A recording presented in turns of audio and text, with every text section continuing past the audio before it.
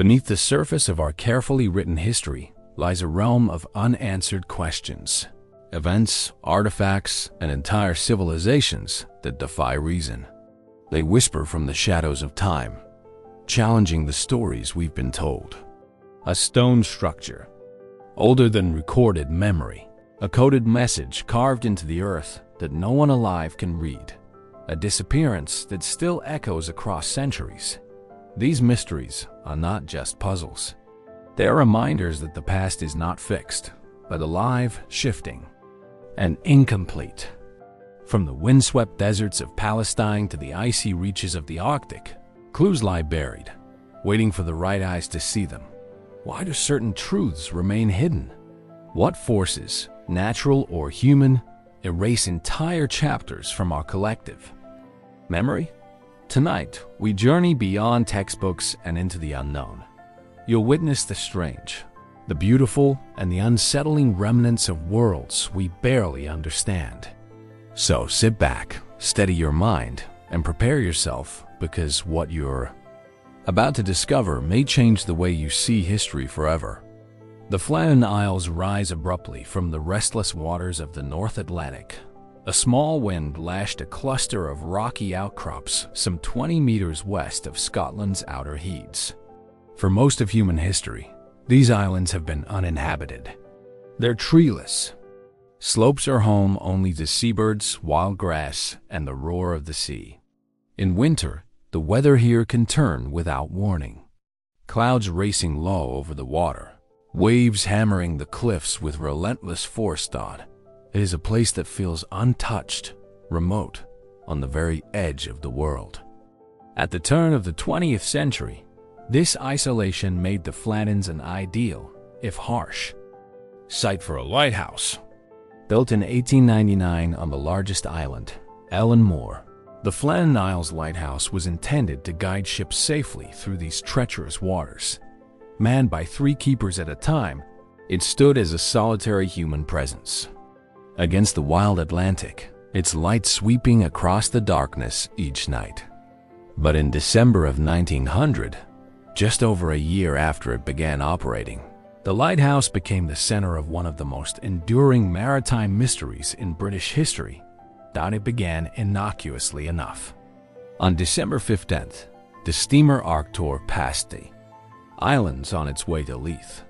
The captain noted that the light was not shining, an unusual and troubling sign, especially in the depths of winter. The report reached the Northern Lighthouse Board, but weather delayed any immediate response. It wasn't until December 26th that the relief vessel Hesperus was able to make the crossing, carrying supplies, a replacement keeper, and the lighthouses. Principal keeper, Joseph Moore, who had been ashore during the preceding weeks. What Moore found upon arrival was unsettling. The lighthouse's doors were locked. Inside, everything was in place. Beds neatly made, the clock stopped, the lamp ready for lighting. In the kitchen, there was a meal that seemed never to have been eaten. But the 3 men, Thomas Marshall, James Day, and Donald MacArthur, were nowhere to be found. Outside, things were still stranger. At the West Landing, Moore discovered signs of storm damage. Bent railings, a broken supply box, ropes scattered. Down the cliffside, the logbook entries, recovered later, painted an odd picture. On December 12th, Marshall noted a severe gale and waves higher than he had ever seen in 20 years at sea. He described the men's growing anxiety, even mentioning that Duke had been very quiet and that MacArthur, known for his toughness, had been reduced to tears. On December 13th, the entry spoke of continued storms and rising seas, despite the fact that meteorological records indicated relatively calm weather in the area at that time. The last entry was dated December 15th, the day the Arctur passed without seeing the light. It simply read, "Storm ended. Sea calm. God is over all." The official investigation concluded that the men had likely been swept away by a sudden massive wave while securing equipment during a storm. The damage to the West Landing supported this theory, as did the dangerous nature of the work. But there were details that didn't quite fit. Why had two of the men been wearing heavy oil skins while the third's weather gear remained inside? If all three had gone out together, would one have really left without proper protection? And if the storm had ended by the final log entry, what catastrophe could have struck them in calm seas? Over the years, these unanswered questions gave rise to speculation. Some suggested that one keeper might have fallen into the sea, prompting the others to rush to his aid, only to be dragged under themselves. Others floated the idea of a rogue wave, an enormous wall of water known to appear suddenly in the open ocean, powerful enough to strip rock from a cliff face. But other theories ventured beyond the realm of the strictly plausible. A few proposed that the men had been caught up in a criminal act. Perhaps a passing ship had landed on the island for illicit purposes, leading to violence and disappearance. More imaginative minds have suggested abduction by foreign agents, by some unknown seafaring group, or even by forces not of this world. A handful of stories weave in older island legends, tales of spirits haunting the Flannans, of ancient Celtic ruins said to be cursed, of a great bird that could carry a man away. There were even whispers about the psychological toll of isolation. Life as a lighthouse keeper was grueling, with weeks spent in close quarters, the endless roar of the sea outside, and the constant vigilance required to keep the light burning. Could one man have succumbed to madness and taken the others with him? No hard evidence ever supported such a claim, but it remained in the public imagination, part of the tapestry of conjecture. In the decades since, the case has resisted closure. Modern re-examinations of the evidence often lean toward a combination of bad luck and the island's treacherous conditions. It's possible that the men, in performing their duties, found themselves in exactly the wrong place at the wrong moment, victims of the sea they had been entrusted to guard against. Yet even this pragmatic explanation leaves an aftertaste of uncertainty. The timing, the odd logbook entries, the absence of certain expected signs, it all leaves the impression that something remains just out of reach. Today, the Flannan Isles Lighthouse is automated. No human presence remains on Ellen Moor, save for occasional maintenance crews and the ever-present seabirds. The keeper's disappearance has become part of local lore, told in maritime histories and whispered in pubs along the Hebdesk. Standing there now, looking out over the gray Atlantic as the wind sweeps hard across the rock, it is easy to feel the weight of the past pressing in. What truly happened to those three men in December 1900? Was it simply the sea, indifferent, unpredictable, and merciless, that claimed them? Or was there something else, something beyond the reach of our records and reason that unfolded in those final days? More than a century later, the answer remains as elusive as the men themselves, leaving only the silent light and the restless waves to bear witness.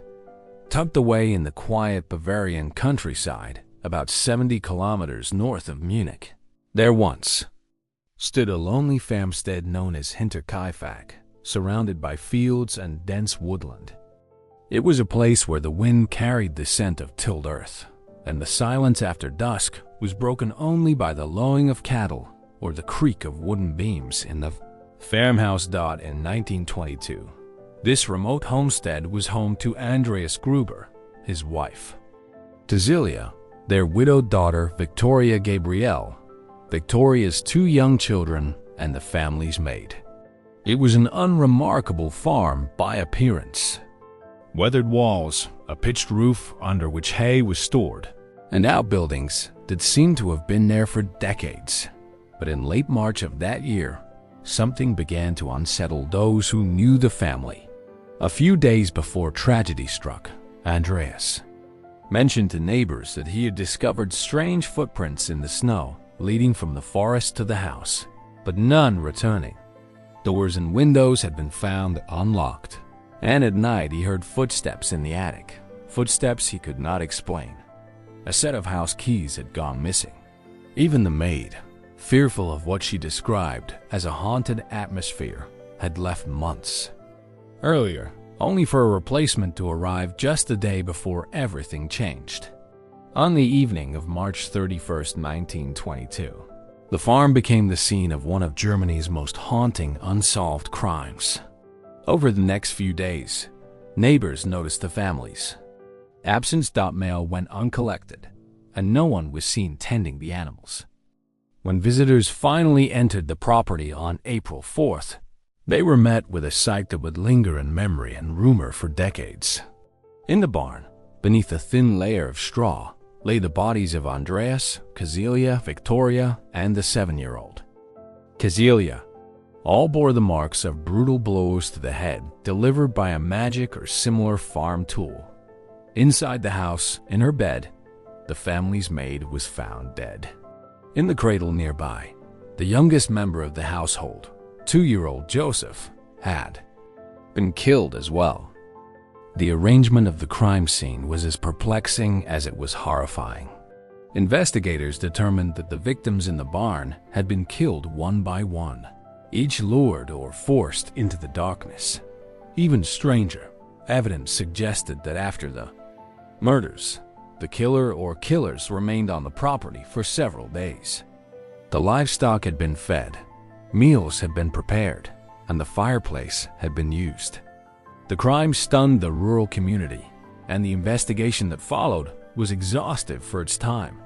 Police interviewed over 100 people, including neighbors, traveling laborers, and soldiers returning from the First World War.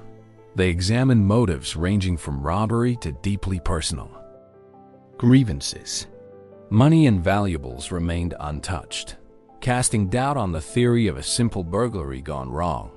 Suspicion naturally fell on those who had been close to the family. Some pointed to an ongoing dispute between Andreas and Victoria's late husband's relatives. Others noted that Andreas was rumored to have had an inappropriate relationship with his daughter, a rumor that, if true, might have bred resentment or scandal. Victoria herself had been known to seek the help of a local priest in pressing for her husband's release from a prisoner of war camp, suggesting complicated dynamics within the household. And yet, no one could produce definitive evidence. Theories multiplied in the absence of answers. One posited that a disgruntled farmhand or trenchant worker might have harbored a grudge. Another speculated that Victoria's rumored romantic involvement with a neighbor had ended badly. And then there were the stranger explanations. Some locals whispered that the footprints Andreas found were not the work of any man from the village, but of something or someone living deep in the forest. Others claimed to have seen lights moving between the trees on the night of the murders.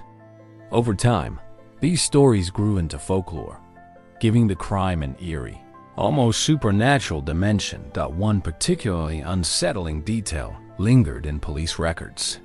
The braided hair of young Cecilia appeared to have been torn out as though she had struggled violently before death. And yet the rest of the household animals, from the cows to the farm dogs, remained unharmed, suggesting the killer's deliberate restraint, even amid an act of slaughter.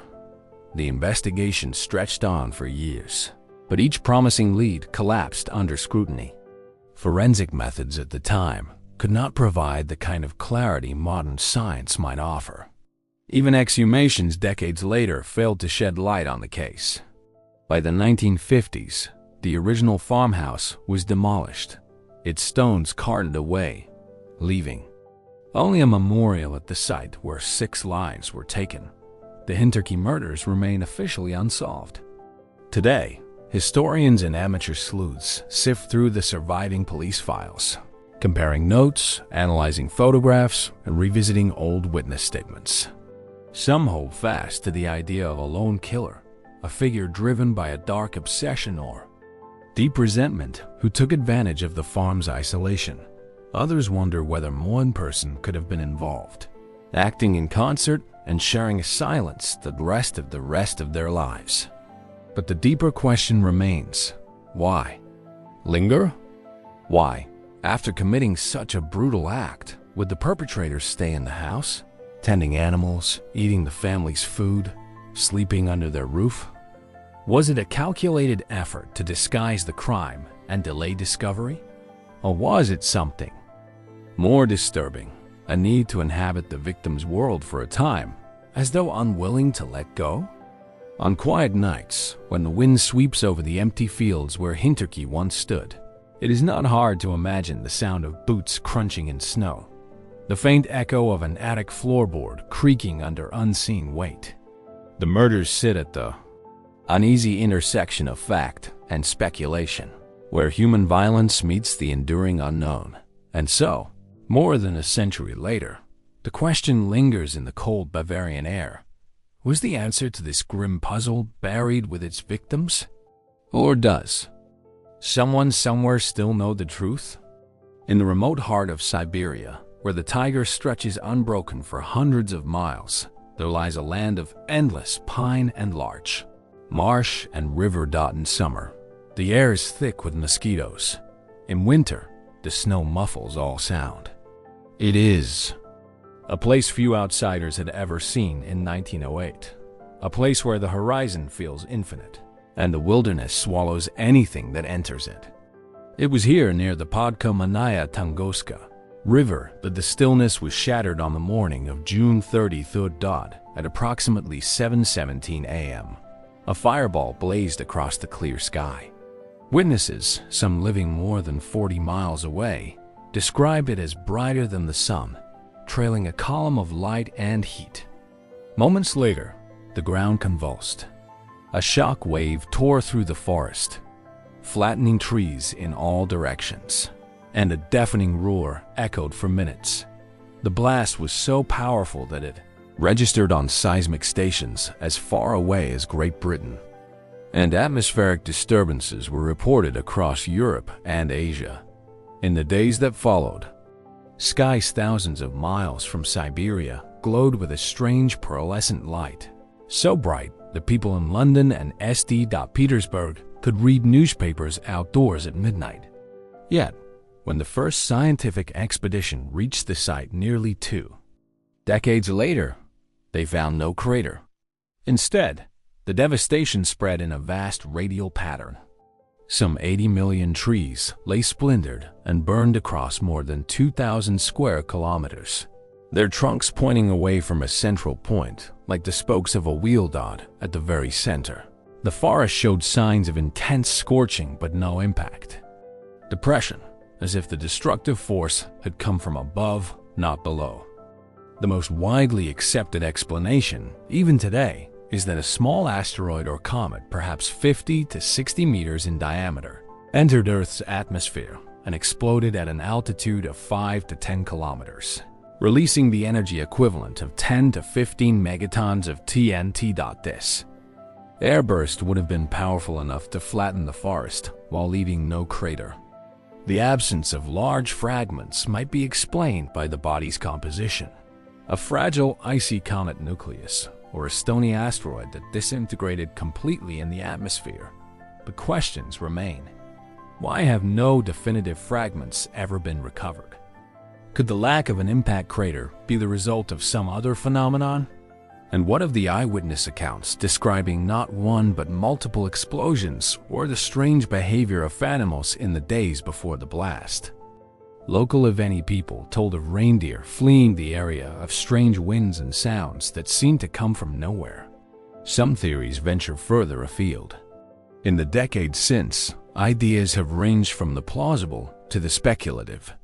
A few researchers have suggested that Tunguska was the result of a rare meteorite composed of antimatter. Its contact with the atmosphere, annihilating both matter and antimatter in a burst of pure energy. Others have wondered if it could have been a natural gas explosion triggered by a sudden release of methane from beneath the Earth's surface, perhaps ignited by lightning or another atmospheric event. And then there are the more fringe propositions. The notion of a comet carrying alien microbes dispersing biological material across the Earth, or that the explosion was the unintended result of some form of advanced technology. Perhaps a test or a malfunction from a distant civilization, ours. Or another, Intriguingly, in the years following the event, no conclusive human casualties were recorded, though there were reports of nomadic herders being injured or killed by the shockwave. The remoteness of the area may have spared large-scale loss of life, but it also meant that precious evidence was lost to time before investigators could arrive. When Leonid Kulich's 1927 expedition finally reached Tunguska, the forest had already begun to reclaim the scar. Kulik's photographs show matchstick trees laid flat in perfect radial symmetry, nature's own record of the blast. Yet, despite his efforts, Kulik found no impactor. He returned multiple times, seeking meteorite fragments, but left each time empty-handed. The mystery endured in modern times. Satellite imagery and improved field studies have reinforced the airburst hypothesis, but without physical remnants of the object, it remains unconfirmed. Drilling projects in the area have occasionally uncovered microscopic glassy spheres, possibly the fused remnants of meteoritic material, but none have provided the definitive proof needed to close the case. Even now, over a century later, the Tunguska event remains the largest recorded explosion in human history not caused by human hands. It is a reminder that our planet moves through a cosmic shooting gallery, and that, on rare occasions, something from the heavens can reach down and change the landscape in moments. But it is also a reminder of how much we still do not know about the nature of such events, about the forces that shape our world, and about what might yet come from the sky. Standing in the Tunguska region today, the forest has fully returned, hiding the devastation beneath new growth. The air is heavy with the scent of pine, and the river runs quietly through the land, giving no hint of the violence that once tore through it. And yet, for those who know the history, the silence holds a question. Did we truly understand what happened here in 1908? Or does the tiger still guard a secret, one we have yet to uncover? On a warm winter evening in May 1828, the streets of Nuremberg bustled with the life of a growing Bavarian city. Merchants closed their shops, children darted between carts, and the scent of bread drifted from nearby ovens. Amid this ordinary scene, an extraordinary figure appeared. A young man, perhaps 16 or 17, dressed in coarse, ill-fitting clothes, walking with an awkward, stumbling gait. He carried a sealed letter addressed to a local cavalry captain, and when approached, he spoke haltingly, as if unused to conversation. The letter claimed he had been kept in total isolation for as long as he could remember, confined to a small, dark cell without human contact, except for a faceless caretaker who brought him bread and water. He could barely write his name, Caspar Hauer, and could say little else, repeating only phrases about wanting to be a cavalryman like his father. He seemed bewildered by the world around him, startled by the noise of the streets, unfamiliar with the simplest tools or customs. In the days that followed, the citizens of Nuremberg flocked to see him. Physicians examined him and noted his pale complexion, soft hands, and strange gait. Signs they thought of someone who had spent his life without sunlight or exercise. His eyes were sensitive to light, his taste for food limited to bread and milk. The story he told, fragmented and childlike, captured the imagination of the public. Speculation about his origins spread quickly. Was he the abandoned child of a noble family, hidden away to remove him from a line of succession? Some whispered he was connected to the House of Boden, the victim of a plot to place another heir on the throne. Others thought he might be a fraud, an opportunist weaving a tale to win sympathy. Over time, Caspar began to adapt. He learned to read and write, revealing an intelligence and curiosity that astonished his tutors. But his life was never free from intrigue. In October 1829, he was found in the cellar of his caretaker's home, bleeding from a wound to his forehead. He claimed a masked man had attacked him, warning him never to try to discover his true identity. The attacker was never found. Later in 1830, while living with another guardian, Casper suffered a knife wound to his head. Again, he spoke of a mysterious assailant. Again, doubts crept in. Some suspected he had harmed himself to keep public interest alive, while others believed the threats against him were very real. In December 1833, while under the care of a schoolmaster in Ansbach, Casper returned home clutching a deep stab wound to his chest. He claimed a stranger had lured him to the palace gardens with the promise of revealing his parentage, only to stab him and flee. Days later, Casper died from the injury. In his pocket was a folded note written in mirror script containing cryptic references to his birthplace and age.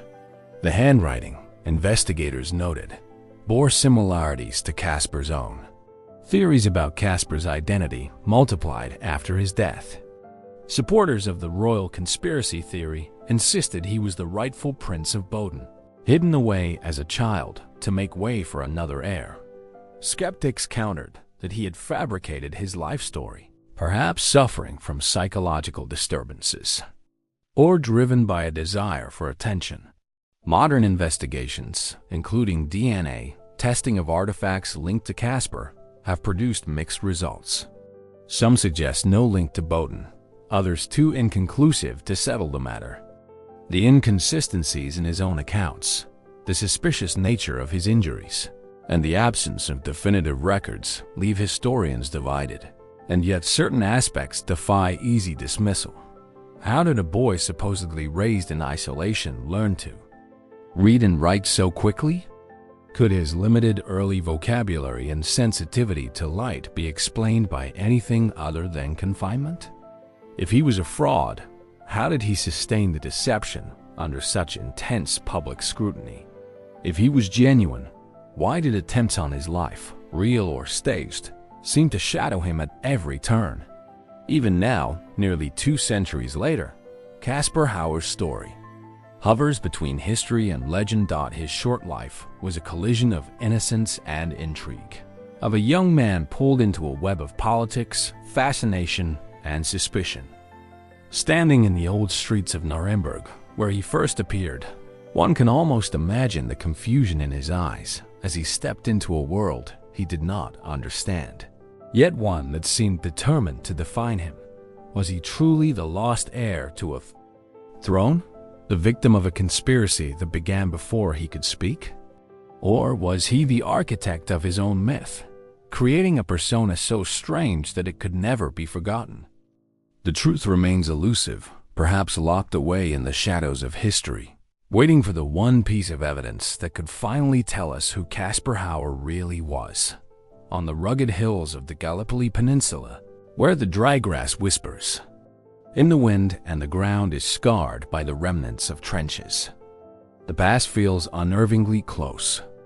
The land here rolls down toward the Asian Sea, its slopes once echoing with the thunder of artillery and the cries of advancing soldiers.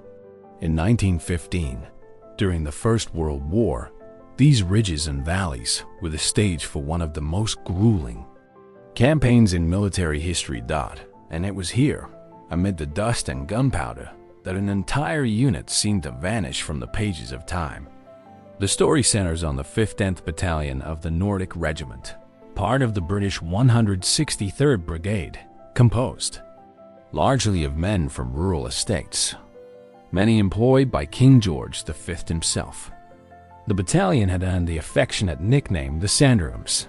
They arrived at Gallipoli in August, tasked with pushing inland during the Swab Bay offensive, an operation meant to break the deadlock against Ottoman forces. The conditions were brutal. Searing heat by day, bitter cold at night, flies swarming over the wounded, and water in dangerously short supply. On the morning of August 12th, the Sandringhams were ordered to advance across open ground toward high ground near Anaparta. Accounts agree that they moved with determination, though their orders drove them into difficult terrain. Dry scrub land, cut with gullies under constant enemy fire. Somewhere in this advance, something happened. Witnesses from other units later recalled seeing the battalion moving forward into a low bank of mist or cloud.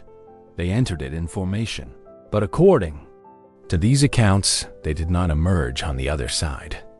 Official reports at the time were less mysterious, stating that the unit became separated from the main force, pushed too far ahead without adequate support, and was cut down by enemy machine guns. The battlefield, after all, was chaotic and unforgiving. Units were often scattered and communications unreliable. Still, when the fighting ended, no survivors were recovered from the Sandrung's ranks. Even more unsettling, their bodies were not found either, not in the immediate aftermath, nor in the weeks that followed. The mystery deepened in the years after the war. In 1918, when the Gallipoli battlefields were surveyed and war graves registered, search parties did locate remains believed to belong to the missing battalion. Yet, the discovery raised more questions than it answered. Some of the bodies were found far from the reported location of their last advance, lying in positions that suggested they had not been hastily buried in battle, but left exposed for some time. Their placement led a few investigators to quietly wonder whether they had been captured and executed, though no definitive evidence surfaced. Decades later, a new dimension was added to the legend. In 1965, a group of New Zealand veterans who had served in the Gallipoli campaign came forward with an unusual claim. They testified that on the day in question, they had seen several loaf-shaped clouds, unmoving despite a prevailing breeze, hovering over the battlefield. The 1/5th Battalion, they said, marched directly into one of these clouds, disappearing from sight. The cloud then lifted into the air and drifted away, leaving no trace of the men inside. This testimony, while vivid, is not without problems. Memories of wartime events can blur with time, and extraordinary accounts are often influenced by rumor or folklore. Yet, the image of a battalion swallowed by a cloud captured public imagination. Some saw it as a poetic metaphor for the chaos of war. Others treated it as a genuine anomaly, perhaps linked to unusual weather phenomena. Mainstream explanations remain grounded in the realities of the battlefield. The cloud could have been dust or smoke from shell fire thick enough to obscure vision. In the confusion, the battalion may have been flanked or encircled by Ottoman forces, their final moments lost in the din of combat. The absence of bodies could be explained by the shifting control of the battlefield. Ottoman troops may have buried them in unmarked graves, or the dead may have been scattered over a wider area than initial searches covered. Still, alternative theories persist. Some fringe interpretations lean toward the fantastical, that the battalion was the victim of an unexplainable disappearance, whether through an as yet unknown natural phenomenon or something beyond our understanding. In the post-war decades, these ideas merged with broader speculation about strange vanishings in history, lending the Sandringhams a place in the realm of enduring mysteries. What complicates matters further is the aura of secrecy surrounding certain wartime records. Some researchers have suggested that the British military may have been reluctant to publicize details of the battalion's fate, especially if it involved a disastrous tactical error or the massacre of captured troops. In this interpretation, the mystery is less supernatural than political, a silence maintained to preserve morale and reputation. Yet the legend endures not because of any single theory, but because of the gap between the official record and the human details. The Sandringhams were not faceless soldiers. They were gardeners, grooms and laborers from royal estates, men with families who expected them to come home. Their abrupt disappearance left not just a tactical mystery, but a wound in the communities they left behind. Standing today on the Gallipoli ridges, the air carries the scent of wild thyme, and the landscape is deceptively peaceful. The gullies where the Sandringhams advanced are overgrown, their contours softened by time. It takes effort to imagine the noise, the confusion, The haze through which they marched, and whatever it was they encountered in those final moments, was the cloud nothing more than smoke and dust masking their destruction in battle? Were they victims of a tragic blunder, their fate quietly buried along with their bodies? Or, as the New Zealand veterans insisted, did they walk into something far stranger, an event without precedent or explanation? Over a century later, the Earth of Gallipoli still keeps its secrets. And somewhere in the distance between history and legend, the Lost Battalion continues its silent march, disappearing into the mist. In the chill of early December 1872, the Atlantic Ocean stretched endless and gray beneath a restless winter sky. Waves rolled in a steady rhythm, their white crests curling like ghostly fingers.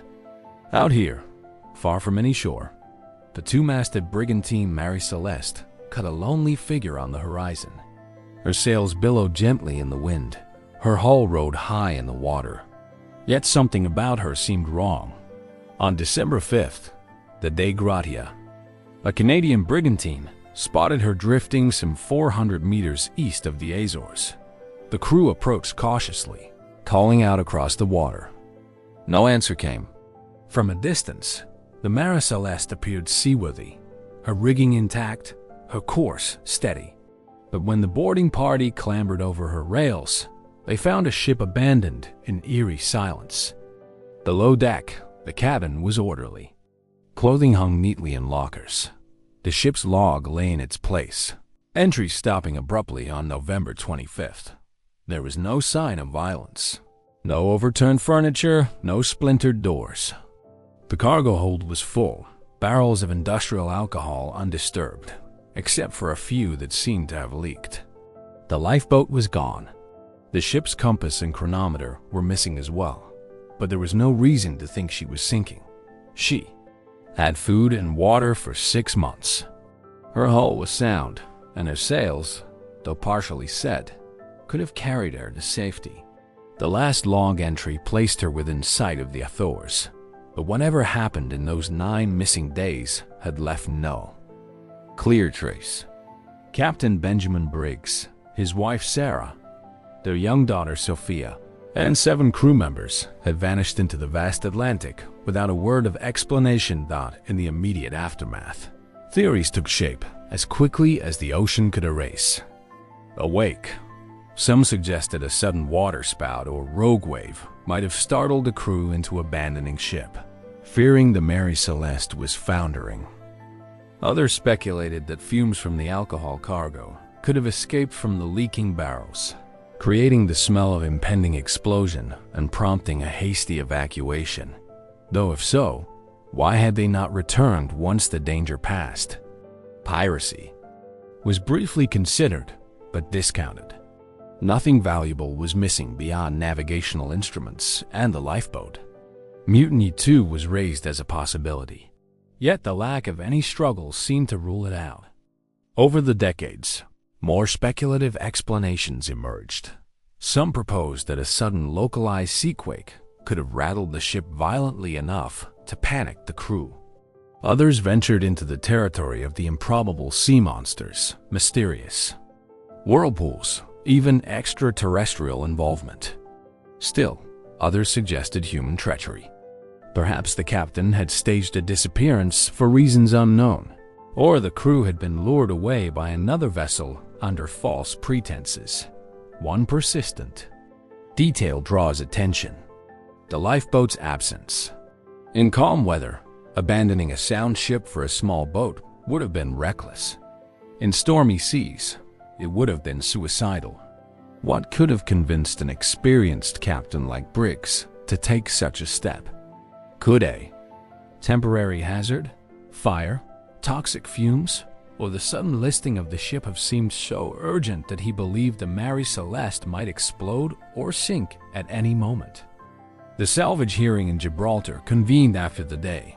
Grata brought the ship to port, only deepened mystery. The court found no evidence of foul play, but hinted at the possibility of fraud without ever naming a culprit. In the end, the Mary Celeste was released to her owners, but the unanswered questions lingered like a shadow over her name. Even her later history offered no comfort. She returned to service, passing from one owner to another, but never shook the reputation of being cursed. In 1885, she was deliberately wrecked off Haiti in an insurance scam, ending her story in ignominy. But by then, her legend was already firmly embedded in maritime lore. Looking back, the mystery is amplified by what wasn't found. No distress signal, no damage consistent with disaster, no survivors or bodies recovered. The ocean, vast and indifferent, had swallowed every trace of the human drama that unfolded on that deck. The ship herself seemed to drift on, caught between worlds. A vessel complete in every way, except for the absence of the people who gave her purpose. Today, standing at a harbor and watching the masts of tall ships sway against the horizon, it is tempting to imagine Mary Celeste as she appeared that day to the crew of the Dei Gratia. Sails drawing wind, wheel unmanned, her logbook closed mid-journey. What compelled those aboard to leave safety for uncertainty? Did they perish within sight of land, their voices lost in the wind? Or did something stranger happen? Something that left no mark upon the ship, yet removed every soul from her decks. The Atlantic keeps her silence, and the Mary Celeste, adrift in both sea and memory, remains a ghost ship in the truest sense, her story as open and unclaimed as the waters where she was found. In a quiet corner of an Italian villa in 1912, among dust-covered chests and stacks of forgotten papers, an antiquarian named Wilfred Voyage made a discovery that would puzzle scholars for more than a century. It was a modestly sized book bound in worn vellum, its pages thick with age. At first glance, it might have seemed like any other medieval manuscript until he opened it. Inside were 240 pages filled with flowing script in an unknown language written in a fluid, practiced hand. Not a single word could be matched to any known tongue. The text was accompanied by vivid illustrations, plants that seemed real yet unfamiliar, intricate astronomical charts, strange bathing women in greenish pools connected by winding pipes, and complex diagrams whose meaning was entirely unclear. Some pages folded out like maps, revealing sprawling networks of stars or interconnected botanical structures. Voynich quickly realized he had stumbled upon something exceptional. But where had it come from? The manuscript's history was hazy at best. A letter found with it dated 1665 hinted that the book had once been in the possession of Holy Roman Emperor Rudolph II, who reportedly believed it to be the work of Roger Bacon, the 13th century English friar and scholar. If true, it had passed through the hands of alchemists, collectors, and scholars before vanishing from record for centuries, only to reappear in Voyage's hands. The text defied translation from the start. Linguists, cryptographers, and historians pored over the symbols, noting that the writing appeared structured with consistent rules, suggesting it was a genuine language or an elaborate cipher. Yet, no one could crack it. World War I codebreakers, adept at unraveling enemy communications, failed entirely. Later, Cold War-era cryptanalysts met with the same frustration. The script seemed to follow patterns, but without a key or any known reference point, its meaning remained locked away. The illustrations offered no easy answers. Some plants resembled known species. Others seemed like composites, as if drawn from imagination or a place unseen.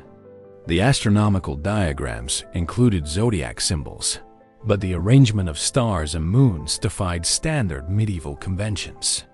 The pages depicting nude women's strange organic-looking pools hinted at herbal medicine, astrology, or perhaps something more esoteric, yet none of it aligned neatly with known traditions. Over time, theories emerged to explain both its content and its origin.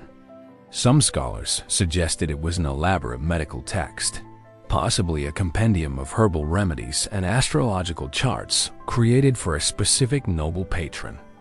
Others argued it could be a coded work of alchemy, its true knowledge, concealed from all but the initiated.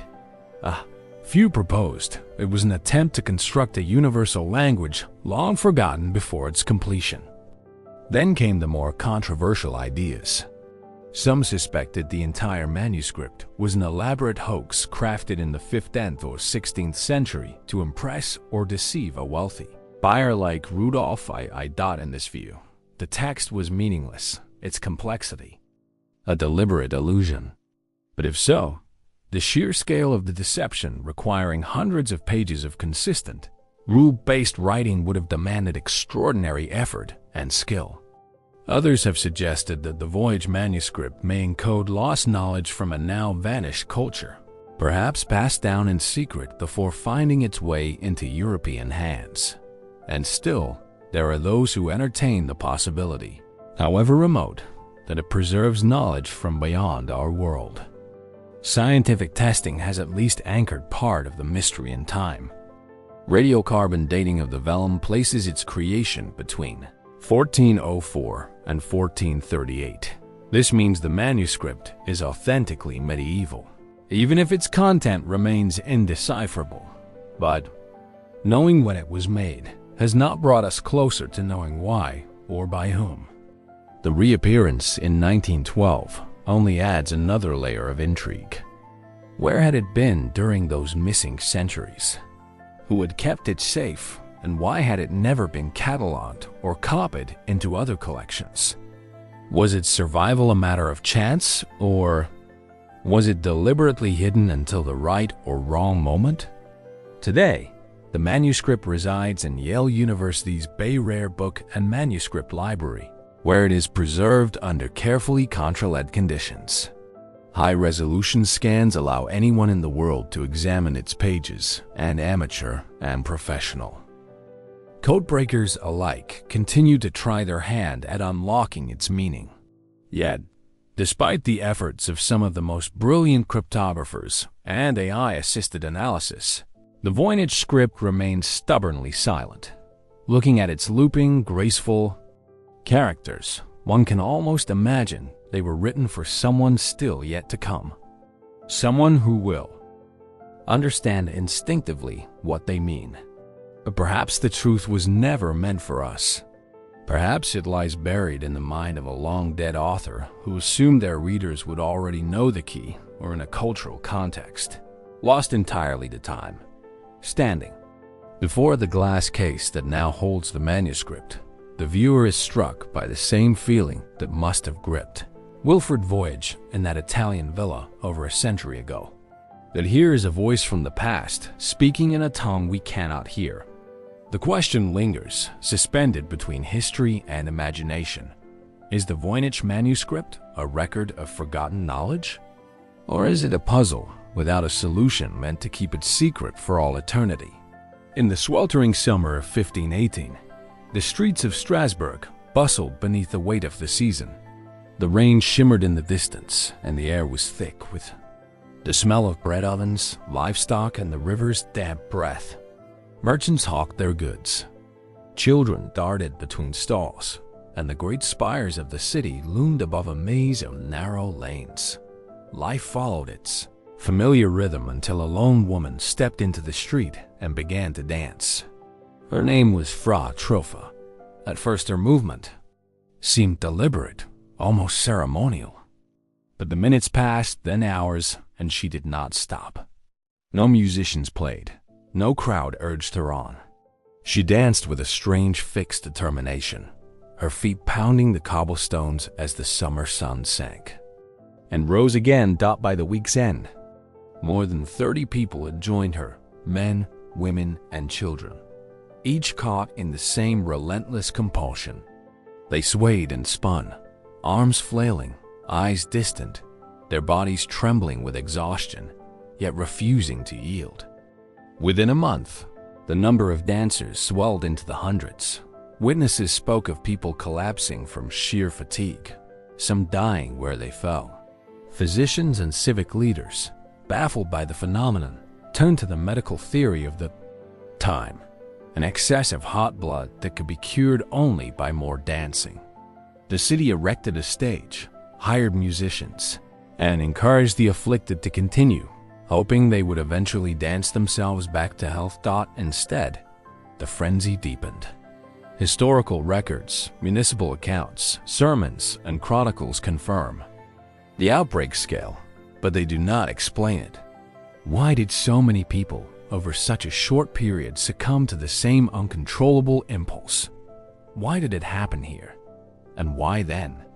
One theory points to erotism, a poisoning caused by consuming rye contaminated with the fungus Clavis purpura, which can induce hallucinations, convulsions, and mania. In an age before modern milling and storage, contaminated bread was not uncommon, and the symptoms of ergo poisoning could in theory produce compulsive movement. Yet this does not fully account for the synchronized, prolonged nature of the Strasbourg outbreak, or why it seemed to spread socially, as if by suggestion. Others have framed the event as a form of mass psychogenic illness, a collective psychological reaction to extreme stress. The early 16th century was a time of profound hardship for Strasbourg citizens. Famine, disease, and crushing poverty pressed on the population, while the looming weight of religious tension cast long shadows. In this reading, the dancing was not a symptom of physical illness, but a manifestation of desperation, a cultural cry for release that spread through the tight-knit community. There are also religious interpretations rooted in the beliefs of the time. Some contemporaries link the outbreak to the wrath of Saint Vitus, a Christian martyr associated with both dance and protection from neurological disorders. In this view, the dancers were either cursed or compelled as a form of penance. Pilgrimages to the saint's shrine were organized, and relics were displayed in hopes of breaking the strange enchantment. More speculative ideas have emerged in modern retellings. Some suggest an ecstatic religious ritual gone wrong, its original purpose forgotten in the grip of hysteria. Others wonder whether the outbreak was sparked by a secretive cult or sect whose practices spiraled out of control. A few have even speculated on the role of unknown environmental factors, subtle toxins, weather patterns, or diseases that left no trace in the historical record. Yet for all these theories, the event remains stubbornly resistant to definitive explanation. The dancing plague of 1518 ended as strangely as it began. After weeks of unbroken movement, the afflicted gradually returned to normal life, some recovering, others succumbing to the physical toll. No further outbreaks of such magnitude occurred in Strasbourg, though smaller episodes of dancing mania were recorded elsewhere in Europe over the centuries. The surviving accounts are both vivid and frustratingly incomplete. Chroniclers described the eerie mix of joyless motion and human suffering. The way some dancers wept as they moved, others laughed, and many seemed trapped in a state beyond their own will. But there are gaps, details that were never written down, or that have been lost to time. We do not know precisely how it started, what words were spoken among the dancers, or what they felt in their final moments of movement before collapse. Standing in Strasbourg today, where modern streets trace the same paths rotten 5 centuries ago, it is difficult to reconcile the everyday life of the city with the image of hundreds of people moving endlessly day and night until their bodies failed. Was it an illness? Was it mass hysteria? Or was it something stranger? An event that slipped between the boundaries of the physical and the psychological, the earthly and the spiritual. The records fall silent, but the image remains. A crowd of dancers in the shadow of the cathedral. The air thick with summer heat, and the sound of shuffling feet moving to a rhythm no one else could hear. And the question endures, as it has for centuries. What in that hot summer of 1518 took hold of the people of Strasbourg so completely that they could not stop? In the vast expanse of the South Pacific, where the horizon melts into an unbroken band of sea and sky. A faint distress signal crackled across the radio waves. It was the late 1940s. Exact year uncertain, and the message was torture-chilling. From an unidentified merchant vessel, later identified as the Orang Maidan, came a plea for help. All officers, including the captain, are dead, lying in the chart room and on the bridge, possibly the whole crew dead. Then, after a pause of final fragmented transmission, I die. What followed was silence. The coordinates led nearby ships toward the Strait of Malha, a narrow, busy waterway between Sumatra and the Malay Peninsula. Among the vessels to respond was the American freighter Silver Star. Hours later, her crew lit the Orang Maiden drifting aimlessly in calm seas. She bore no visible damage, her hull weathered but intact, her flag hanging limp in the still air. Boarding parties found the ship deathly silent. The first bodies were discovered on the bridge. Officers sprawled across the deck, eyes wide open, mouths frozen in expressions of horror. In the chart room, the captain lay dead, his stiffened arm extended toward the door. Throughout the vessel, more crewmen were found, some on their backs. Others collapsed mid-stride. Even the ship's dog was lifeless, teeth bared in an unnatural snarl. The details described by the rescuers are almost too strange to reconcile. There were no signs of injury, no evidence of a struggle. The corpses showed no wounds, yet their faces were twisted in terror, as though they had seen something unspeakable. The bodies were already in advanced rigor mortis, suggesting death had come suddenly and nearly simultaneously.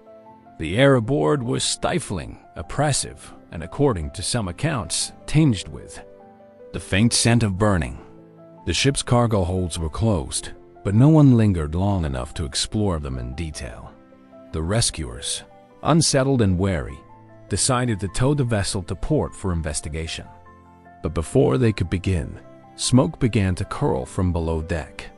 Within minutes, flames erupted, driving the boarding parties back to the Silver Star.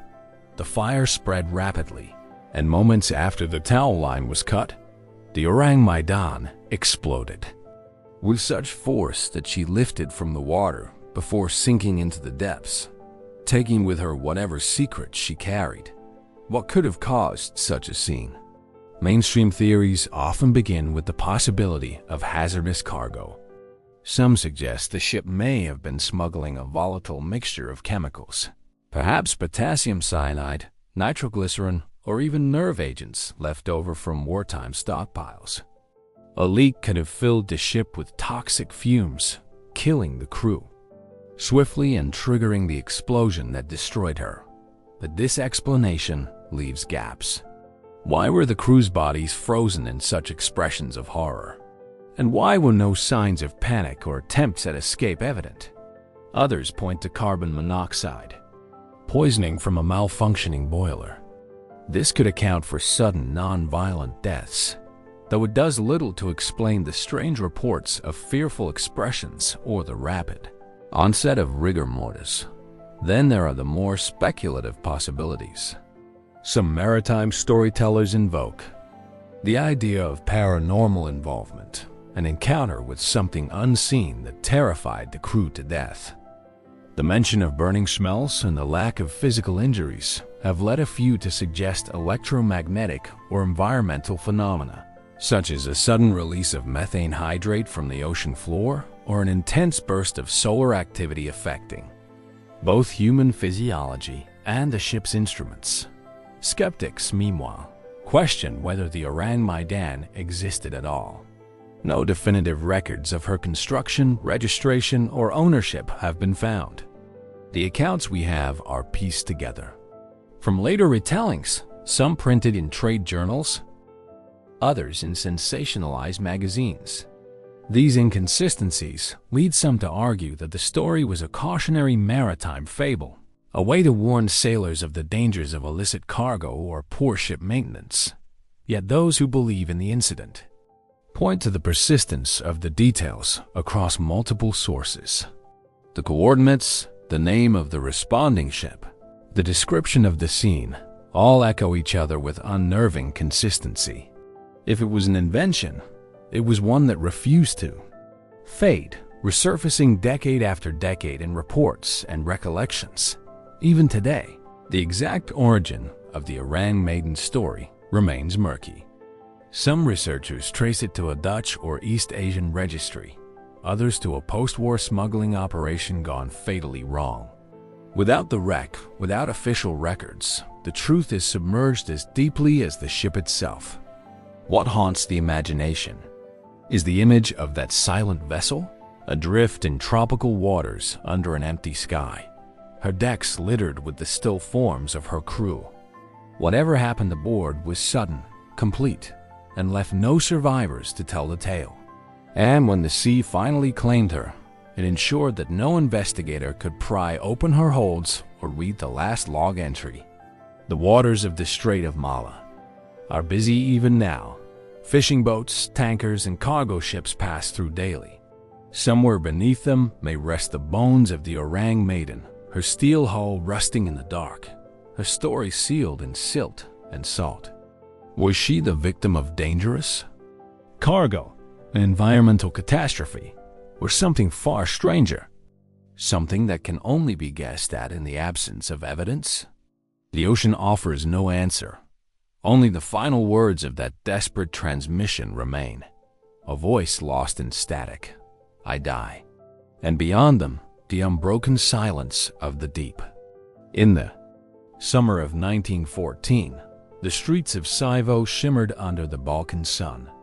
The river Miljacka wound its way through the city, glinting between Ottoman Arab bridges and Austro-Hungarian buildings. It was here on June 28th that Archduke Franz Ferdinand, heir to the Austro-Hungarian throne, and his wife Sophie, Duchess of Homburg, rode in an open car, unaware that within hours their journey would become one of history's most infamous tragedies.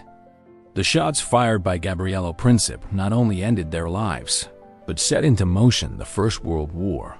Yet, what unfolded in the months and years afterward is less known. A pattern of strange and often untimely deaths among those connected to the Archduke, whether present that day or bound to him through personal or political ties.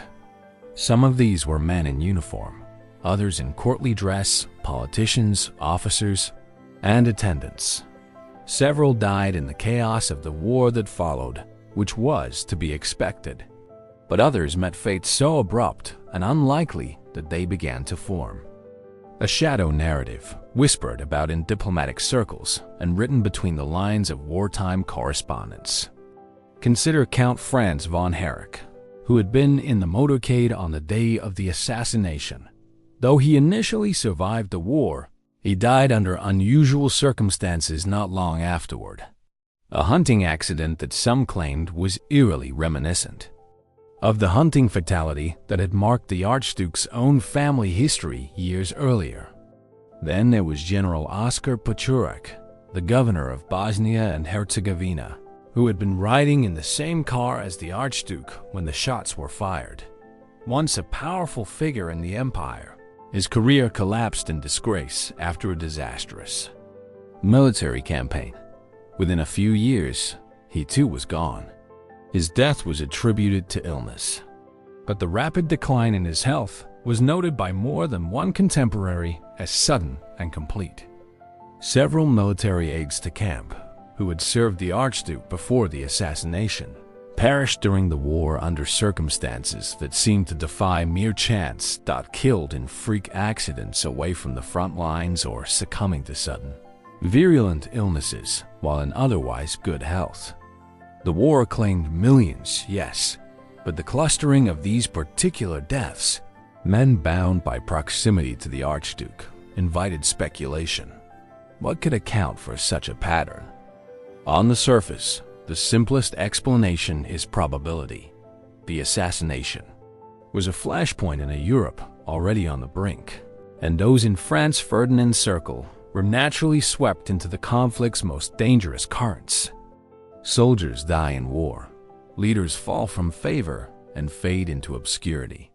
Yet, Others have wondered whether there was more at work. Could some of these deaths have been orchestrated? The assassination was the result of a conspiracy with multiple actors, nationalist groups, foreign agents, and local sympathizers, all intertwined. Was it possible that loose ends were being tied off? Inconvenient witnesses silenced in the years after the shots in Cevo. There is also the suggestion of a more intangible thread, a belief in a kind of curse surrounding the Habsburg heir. Superstitions had long circulated about the family. The mysterious death of Crown Prince Rudolf at Meerling in 1889, the assassination of Empress Elizabeth in 1898, and the string of political misfortunes that plagued the dynasty. Some whispered that Ferdinand himself had been a target of fate long before Principe ever raised his pistol, and that those closest to him were simply caught in the same orbit. In the more speculative realm, a handful of writers have tied these events to the Archduke's personal views and political ambitions. Unlike many in the imperial court, Franz Ferdinand had advocated for greater autonomy for the Slavic peoples within the Austro-Hungarian Empire, an idea that earned him enemies both inside and outside its borders. Did these political tensions not only lead to his assassination, but also to a deliberate effort to erase his inner circle? Official histories tend to dismiss such theories, framing the subsequent deaths as part of the general upheaval and high mortality of the era. Yet, as with so many historical mysteries, it is the details, the coincidences, the peculiar timing that leave room for doubt. Why, for example, did certain deaths go unremarked in official records, while others were given undue attention? And why did those who survived sometimes speak in guarded terms, as if reluctant to say too much? Today, Cevo's Latin Bridge, where Principe fired his fatal shots, is a place of quiet reflection. Tourists pass, cameras in hand, while the city hums on around it. Few pause to consider not only the spark that ignited the Great War, but also the quieter, more obscure shadows it cast. Shadows that seem to have followed those linked to the Archduke until their own abrupt ends. Were these deaths simply the product of war, politics, and the hazards of life in an unstable age? Or do they form a chain of cause and effect that has yet to be fully understood? Links in a story that extends beyond that single moment on a Cevo street in 1914. The answers, if they exist, remain buried in the tangle of history, where the truth may still lie waiting unseen. The fields around Mons, Belgium are quiet now, patchworks of farmland stitched together by winding lanes and hedges. In late August 1914, however, they were anything but peaceful. The British Expeditionary Force, outnumbered and outgunned, faced the advancing German army in one of the first major engagements of the First World War. The air was thick with cordite and dust, the sharp rattle of rifle fire echoing against the low hills, while columns of smoke rose from villages caught between the lines. By the evening of August 23rd, the British forces were in retreat, pressed hard by a relentless enemy. Men marched and stumbled through exhaustion, their ranks thinning, their morale wearing thin. And then, according to some accounts, something strange happened. Stories began to circulate among soldiers that in the chaos of the retreat, they had seen figures moving alongside them. Tall, luminous shapes, some described as wind, others as ghostly archers loosing arrows into the advancing Germans. Some claimed these figures stood between the retreating British and their pursuers, holding the enemy at bay. Others insisted they heard voices, calm, steady, reassuring, urging them onward, giving them the strength to keep moving when their bodies had nearly given out. The accounts varied in detail, but the heart of the story was always the same. In their darkest hour, the British soldiers had been aided, or at least accompanied, by something beyond the ordinary. The phenomenon quickly became known as the Angels of Mons. Historians note that the origins of the story may lie in a work of fiction, Just days after the battle, Welsh writer Arthur Machen published a short story titled The Bowman in the Evening News. It told of ghostly archers from the Battle of Agincourt appearing to aid British troops at Mons. Though Machen had presented it is pure invention, the tale resonated so strongly with the public and perhaps with soldiers, desperate for meaning in the slaughter, that many began retelling it as fact. Some claimed to have heard similar stories before Machen's work was published, suggesting that the fiction may have tapped into an existing rumor rather than creating it from nothing. From there, the accounts spread, evolving as they were passed along. Some versions dropped the archers entirely, replacing them with angelic beings clad in white, their wings shimmering in the smoke. Others described the blinding light that shielded the British from enemy fire. In yet more, the figures were not angelic at all, but shadowy, faceless guardians who stood silently between the two armies. The mainstream explanation is that the angels of monks were a combination of wartime propaganda, misinterpretation, and the effects of extreme fatigue. Soldiers under intense stress, deprived of sleep, food, and water, are prone to hallucinations. Add the haze of smoke, shifting light, and the charged atmosphere of battle, and it is easy to imagine figures taking shape in the mind's eye. The story's rapid spread, fueled by newspapers and church sermons, may have cemented it as truth in the minds of those who needed it to be true. And yet, not all dismiss it so easily. Some researchers point to first-hand testimonies given long after the war from soldiers who maintained that what they saw was no trick of light. These men insisted they had been in full control of their senses and that the figures were as real to them as the enemy across the field. There is also the question of the Germans. Though there is no solid evidence, a few anecdotal accounts suggest that some German soldiers reported hesitating or falling back during the pursuit, claiming they, too, had seen something unusual on the British line. If such reports were genuine, they might indicate that whatever happened was not solely the product of British imagination. Speculative theories range from the spiritual to the supernatural. Some see the event as divine intervention, a sign that the British cause had heavenly favor in the war's early days. Others place it in the realm of the paranormal, suggesting the appearance of battlefield apparitions, whether echoes of history, as in Machen's fictional archers, or something entirely separate from human conflict.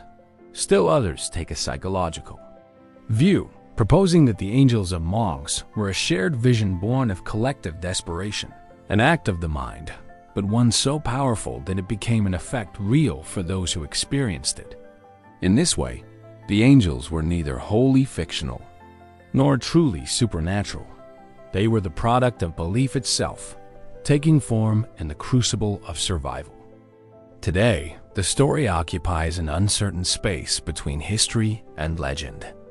The battlefield of Mons is marked by cemeteries and memorials, but no physical evidence of the angels remains. Only the words of those who claim to have seen them. In the stillness of the fields, it is difficult to imagine the chaos, the noise, and the fear that might give rise to such a vision. Yet perhaps that is precisely why the tale endures. It offers a moment of light in a war remembered mostly for its darkness. Was it a fabrication born from a writer's imagination and magnified by rumor? Was it a hallucination shared by weary men on the brink of collapse? Or did something truly inexplicable happen on those August days in 1914? Something that stood between life and death, between defeat and survival. The fields of Mons keep their silence, and the angels, if they were ever there, have never returned. In the summer of 1917, the quiet village of Codingley in West Yorkshire, England, seemed far removed from the turmoil of the Great War. Rolling green hills framed the narrow lanes, and the gentle sound of a stream carried through the gardens. It was here in this seemingly ordinary setting that two young cousins, Elsie Wright, 16, and Francis Griffiths, 9, produced a set of photographs that would ignite one of the most famous and enduring debates in the history of photography. The first image showed Frances standing ankle-deep in a shaded glen, her gaze turned toward a cluster of delicate winged figures dancing on the grass before her. The fairies, captured mid-motion, seemed to hover effortlessly, their wings translucent in the sunlight. A second photograph taken weeks later depicted Elsie seated on the grass as a small fairy offered her a posy of flowers. The girls claimed the photographs were genuine, that they had seen and interacted with fairies along the stream behind the ride home. Their families were amused at first, dismissing the images as harmless play. But the photographs carried a curious quality. They were sharply focused, free of the double exposures or obvious retouching common in photographic trickery of the time.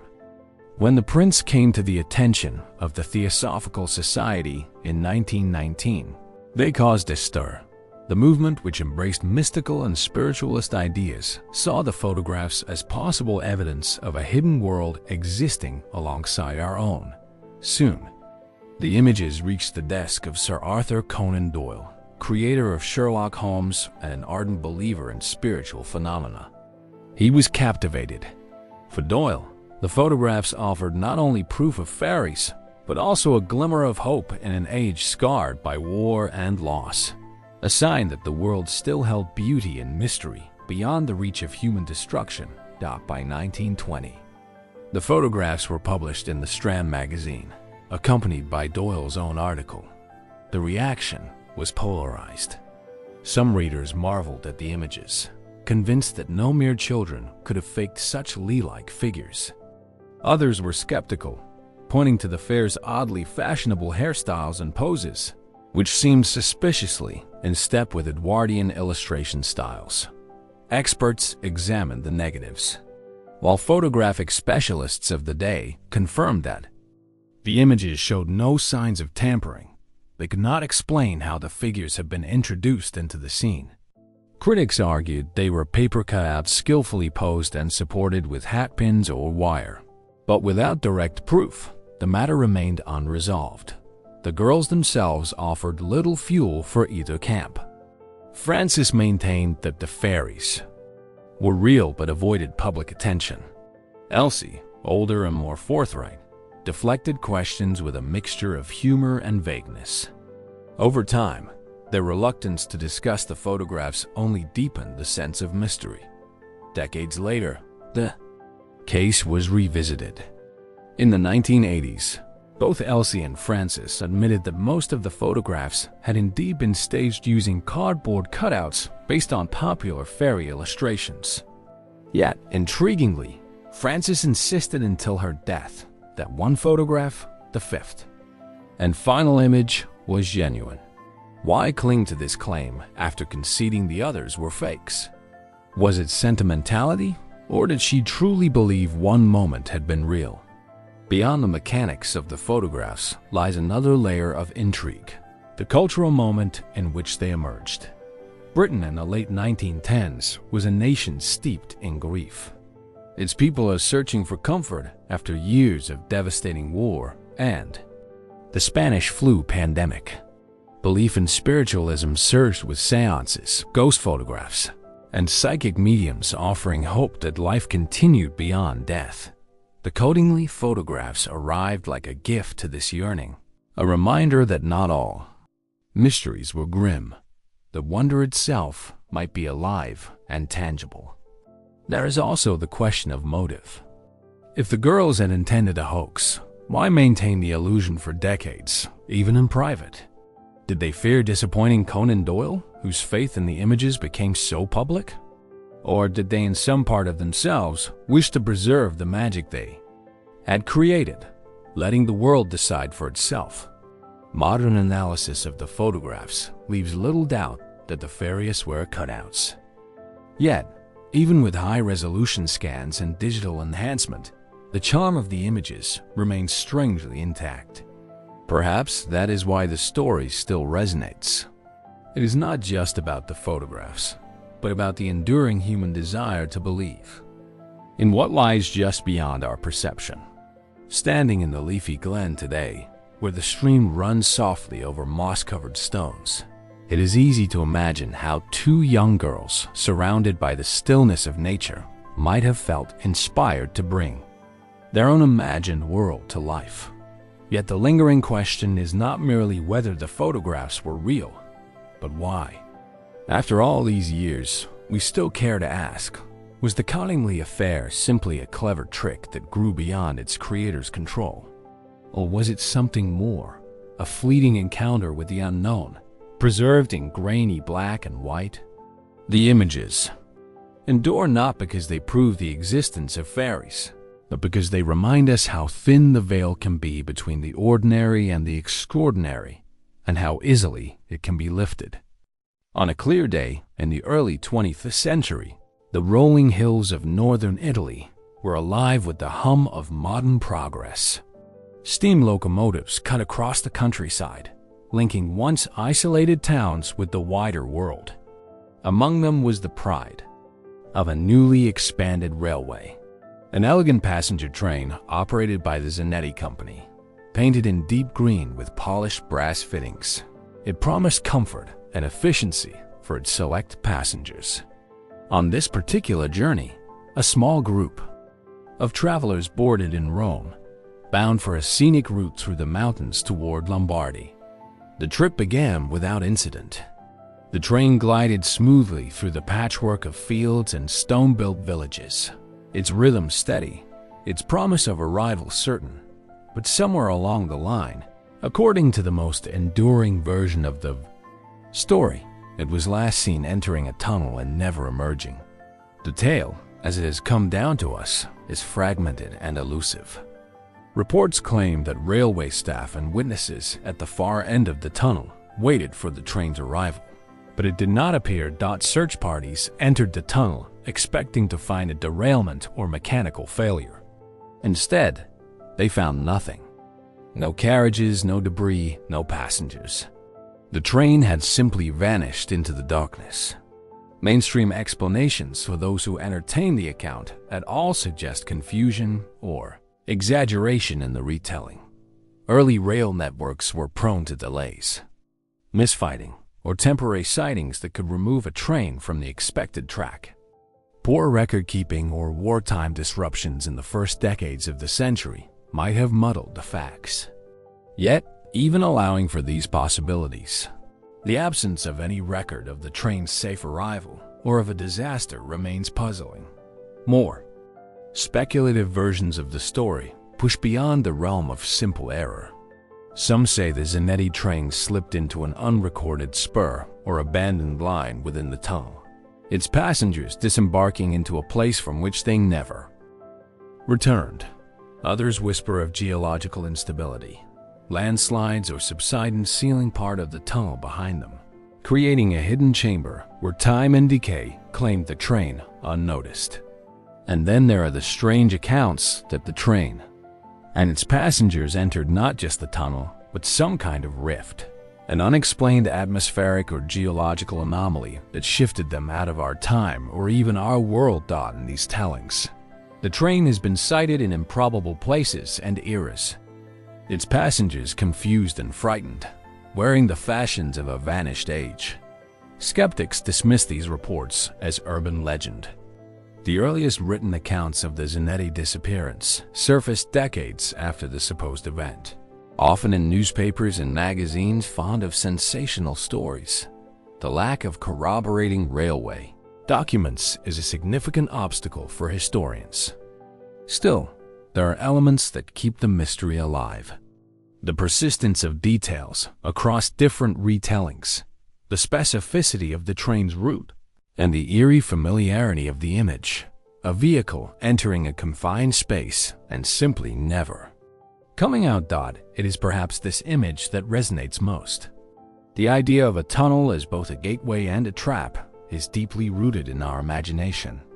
In the Zanetti case, the tunnel becomes a threshold between certainty and the unknown. One moment, a tangible mechanical reality. The next, an absence impossible to reconcile with the facts of the physical world. could the story have grown from a real incident? Perhaps a partial collapse, a wartime cover-up, or a reallocation of rolling stock disguised to avoid public concern? Or is it wholly a product of rumor, a fiction passed along so many times that it has gained the weight of history? The truth, if it exists, is hidden somewhere in the space between faulty memory and the records that were never made or were quietly erased. Today, the precise location of the supposed tunnel is debated. Some point to disused lines in the Lombardy region, others to tunnels long sealed in the Apennine foothills. Railway historians sift through maps and timers, hoping to match the legend with a real piece of infrastructure. But so far, the tracks lead only into uncertainty. And so the Zanetti train remains a ghost of the rails. Its green paint gleaming in the mind's eye, its brass fittings warm to the touch, its passengers unaware that they are about to cross a threshold from which there will be no return. Did it vanish into a mundane era, lost to time?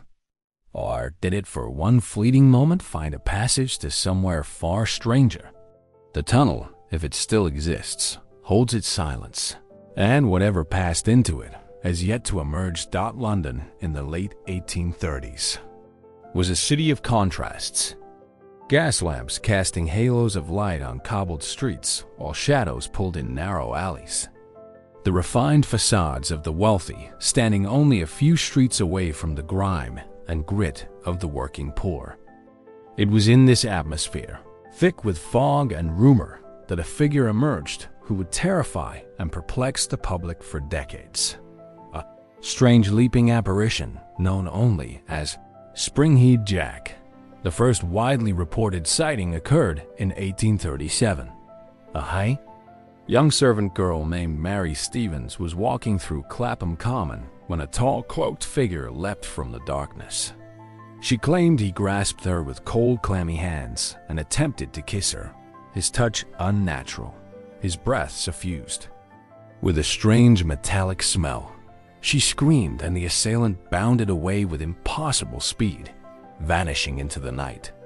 Soon after, in January 1838, the phenomenon took on a more sinister shape. Jane O'Opp, living in London's East End, answered a knock at her door to find a man claiming to be a police officer. He asked for a light, saying he had caught Springhead nearby. When she returned with a candle, the figure threw back his cloak, revealing a hideous, distorted face, glowing eyes, and the ability to breathe blue and white flames. He clawed at her clothing before retreating into the darkness, leaping over a high garden wall as easily as a man stepping off a curb. The newspapers seized on the story. Reports multiplied of a caped figure with the agility to jump great distances, sometimes across rooftops, sometimes clearing high fences in a single bound. Witnesses described him as wearing a helmet or tight-fitting oilskin suit with talon-like fingers and an otherworldly laugh. In some cases, he assaulted women. In others, he seemed content to be terrified by his mere appearance, springing away before anyone could lay hands on him. The authorities, pressured by public fear, offered rewards for his capture, yet no one was ever conclusively identified. Some believed Springhead Jack was nothing more than a cruel prankster, possibly an athletic aristocrat with access to specialized equipment such as spring-loaded boots or experimental climbing gear. Others speculated that multiple copycats inspired by the newspapers kept the sightings alive. And yet, the reports did not fade quickly. They spread beyond London to the Midlands, to Liverpool, and even to small rural towns. In 1877, Army barracks at Aldershot reported a strange intruder who startled sentries by leaping into view, slapping one soldier, and then escaping with a bound over the guard's head. His leaps were said to cover more than 10 feet at a time, an athletic feat remarkable even today. By the turn of the century, the sightings had grown less frequent, but no less strange. In 1904, residents of Liverpool reported a figure resembling the old descriptions: tall, thin, caped. and moving with astonishing agility, leaping from street to street before vanishing into the night. After that, the trail went cold. What was Spring Hyla Jack? There are many rational explanations. He could have been an eccentric nobleman. Lord Henry Beresford, known for elaborate pranks, was one suspect, using disguise and physical prowess to shock and amuse himself at the public's expense. The flame breathing could be explained by alcohol ignition tricks, known to entertainers of the era. While his leaps might have been exaggerated in the retelling, the Victorian press, ever hungry for sensational stories, may have inflated details to keep readers enthralled. And yet other aspects remain harder to dismiss. The sheer geographical spread of sightings spanning decades suggests something more than a single prankster. Could the phenomenon have been a kind of enduring urban legend fueled by fear and imagination, with isolated incidents misattributed to the same figure? Or was there truly someone or something capable of such feats whose identity was never uncovered? A few more speculative theories push the boundaries further.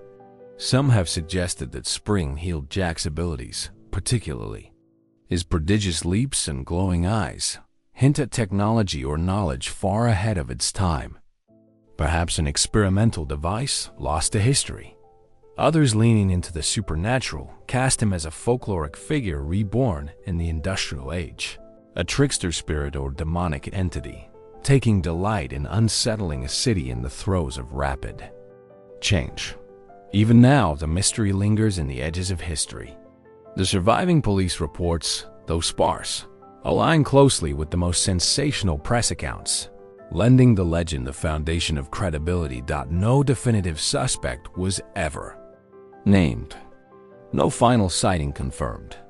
Like the gaslit streets he once haunted, Spring-Heeled Jack remains half in shadow, a blend of documented fact and unresolvable speculation.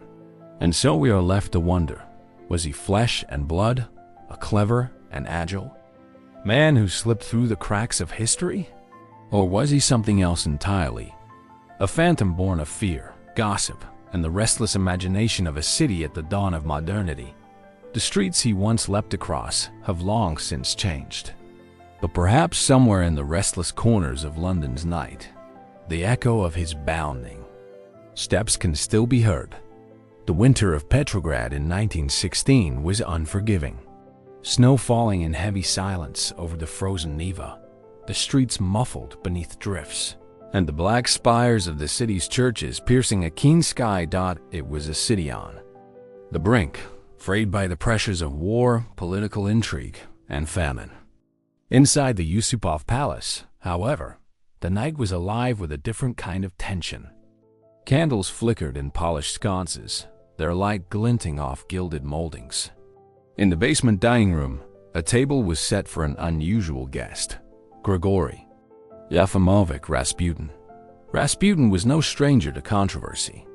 To some, he was a holy man, a mystic healer whose influence over Tsarina Alexandra was tied to his ability to ease the suffering of her hemophiliac son, Alexei. To others, he was a dangerous charlatan whose proximity to the royal family threatened the stability of the empire. His name had become a rallying cry for critics of the monarchy, and his rumored excesses, drunkenness, womanizing, and political manipulation only added fuel to the fire. On the night of December 29th, old style, Rasputin accepted an invitation from Prince Felix Yusupov. The prince's stated purpose was friendly, music, conversation, perhaps a late supper. In truth, it was part of a plot. Several conspirators, including Grand Duke Dmitry Pavlovich and politician Vladimir Purishkevich, had decided that Rasputin's death was necessary to save Russia from collapse. According to the official account given by Yusupov, the murder unfolded in a series of almost unbelievable stages. In the candlelit basement, Rasputin was offered cakes and wine laced with potassium cyanide, enough supposedly to kill several men. Yet, Yusupov claimed Rasputin ate and drank freely, showing no signs of distress. Hours passed. The conspirators, growing desperate, resorted to violence. Yusupov returned to the basement with a revolver and shot Rasputin in the chest. Believing him dead, they began to discuss how to dispose of the body. But Yusupov later swore that Rasputin stirred, rose to his feet, and lunged toward the door. He ran into the courtyard, pursued by Pereskovich, who fired several shots, 2 striking their target. Even then, the mad monk struggled, according to the conspirators, until finally collapsing. His body was bound, wrapped, and carried to a bridge over the frozen Neva, where it was dropped into a hole in the ice. When Rasputin's corpse was recovered days later, autopsy reports, though conflicting, added more fuel to the mystery. Some versions suggested water in the lungs, implying he was still alive when submerged. Others recorded no such evidence. The number and placement of the bullet wounds varied between accounts, as did the presence of poison. Official documentation from the autopsy has never fully resolved these contradictions, and some records disappeared during the revolution that followed. From these uncertainties, speculation flourished. Was Yusupov's dramatic telling and embellishment meant to enhance the conspirators' courage? Or was Rasputin truly as difficult to kill as legend claims? Could the cyanide have lost its potency if baked, rendering the initial attempt harmless? Or did the poisoner intentionally omit it, preferring to rely on bullets to ensure the deed? There are darker theories still. Some historians have proposed that British intelligence may have had a hand in the killing. Rasputin had reportedly urged the Tsarina to push for peace with Germany, an outcome that would have freed German troops from the Eastern Front and endangered Britain's position in the war. Was the erratic mystic eliminated not only by Russian nobles, but with foreign assistance, his death masked by the chaos of the conspirator's tale, and one of Rasputin's own foreboding prophecy, written weeks before his death in a letter to Tsar Nicholas II. He warned that if he were killed by commoners, the monarchy would endure, but if he died at the hands of nobles, the Romanov dynasty would fall within 2 years. The words proved eerily accurate. Less than 15 months later, the Tsar abdicated. Within 2 years, the royal family was executed in Kedrenburg. Today, the Yusupov Palace still stands, its basement restored to the appearance it held on that fateful night. Tourists can walk the same narrow corridor, stand before the same heavy door, and imagine the moment when the plotters believed they had finally rid themselves of the man they saw as a corrupting force. And yet, for all the retellings, the truth remains elusive. Did Rasputin's death play out as Yusupov described a near-mythic struggle against fate? Or was it a simpler, more clinical killing later shrouded in dramatic flourish to capture the public imagination? In the end, Rasputin's death is a puzzle with too many missing pieces, contradictory testimonies, vanished records, and a legend that grew faster than the facts could be confirmed. What is certain is that his end did not halt the unraveling of the Russian Empire. If anything, it signaled that the final collapse was already underway. Yet the lingering question endures, whispering through the cold halls of the Yusupov Palace and across the ice of the Neva. Was Rasputin merely a man undone by political enemies? Or did something about him, his influence, his presence, his very being, make his death as strange and enduring as the life he lived? The waters off the Isle of Wight can seem deceptively gentle, broad open stretches of the English Channel that on calm days shimmer with a silvery light. But on March 24, 1878, those waters turned treacherous with little warning. HMS Uritzey, a 26-gun Royal Navy corvette returning from a training voyage in the West Indies, sailed toward Portsmouth under full sail. The day was bright, the wind was steady, and the cliffs of the island were already in sight. For the men aboard, more than 300 officers and crew, it must have felt like the journey's end was finally in reach. Then the weather changed.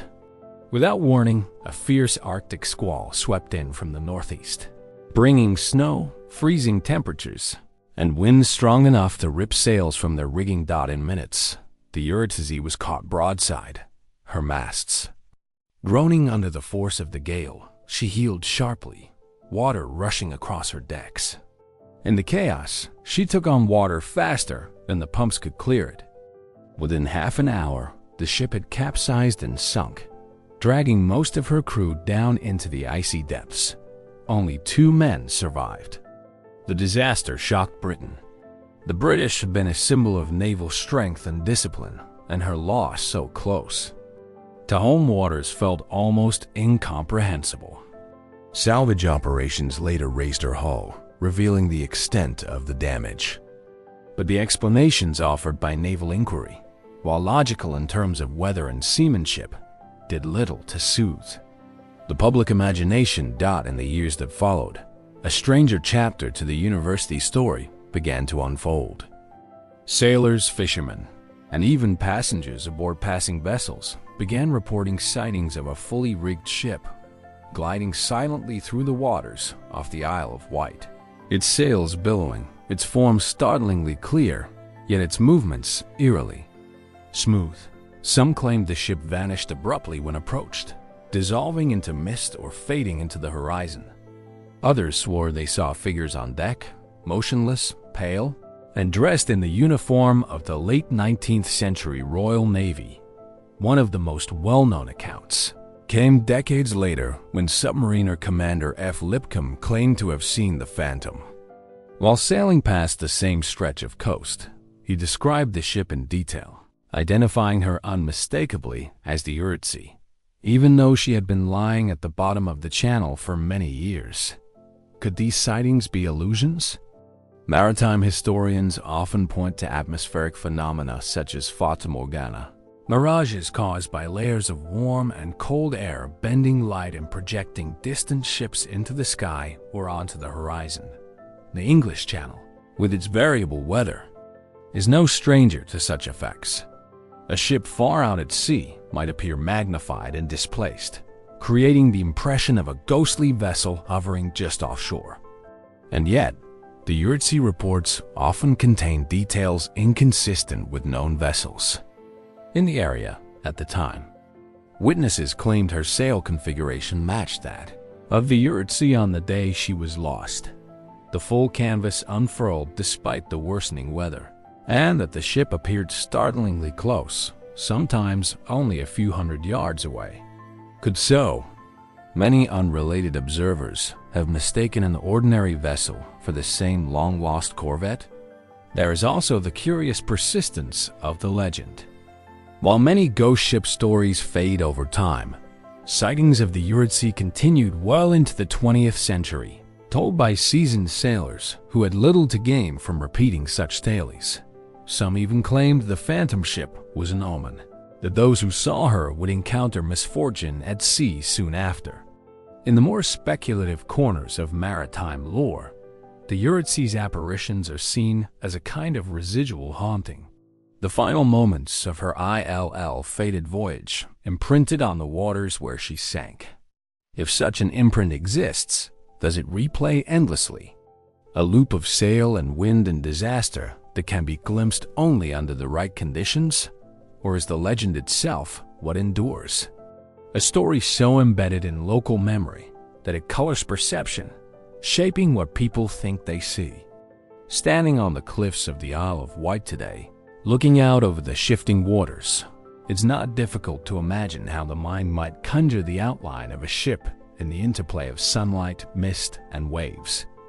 But it's equally easy to picture the real Eurydice on that March afternoon, her crew fighting the wind, the snow blinding their eyes, the shore so close and yet already beyond their reach. The wreck lies silent now, but the legend sails on. Was the Phantom Eurydice ever truly seen? Her decks manned by the shades of those lost in the squall? Or is her ghost no more than a reflection of our own fascination with the thin shifting line between history and myth? The sea, as always, keeps its secrets. In the twilight skies of the late 19th and early 20th centuries, long before powered flight was commonplace. Strange shapes began to appear, silent, elongated forms drifting against the evening clouds, their outlines just discernible in the fading light.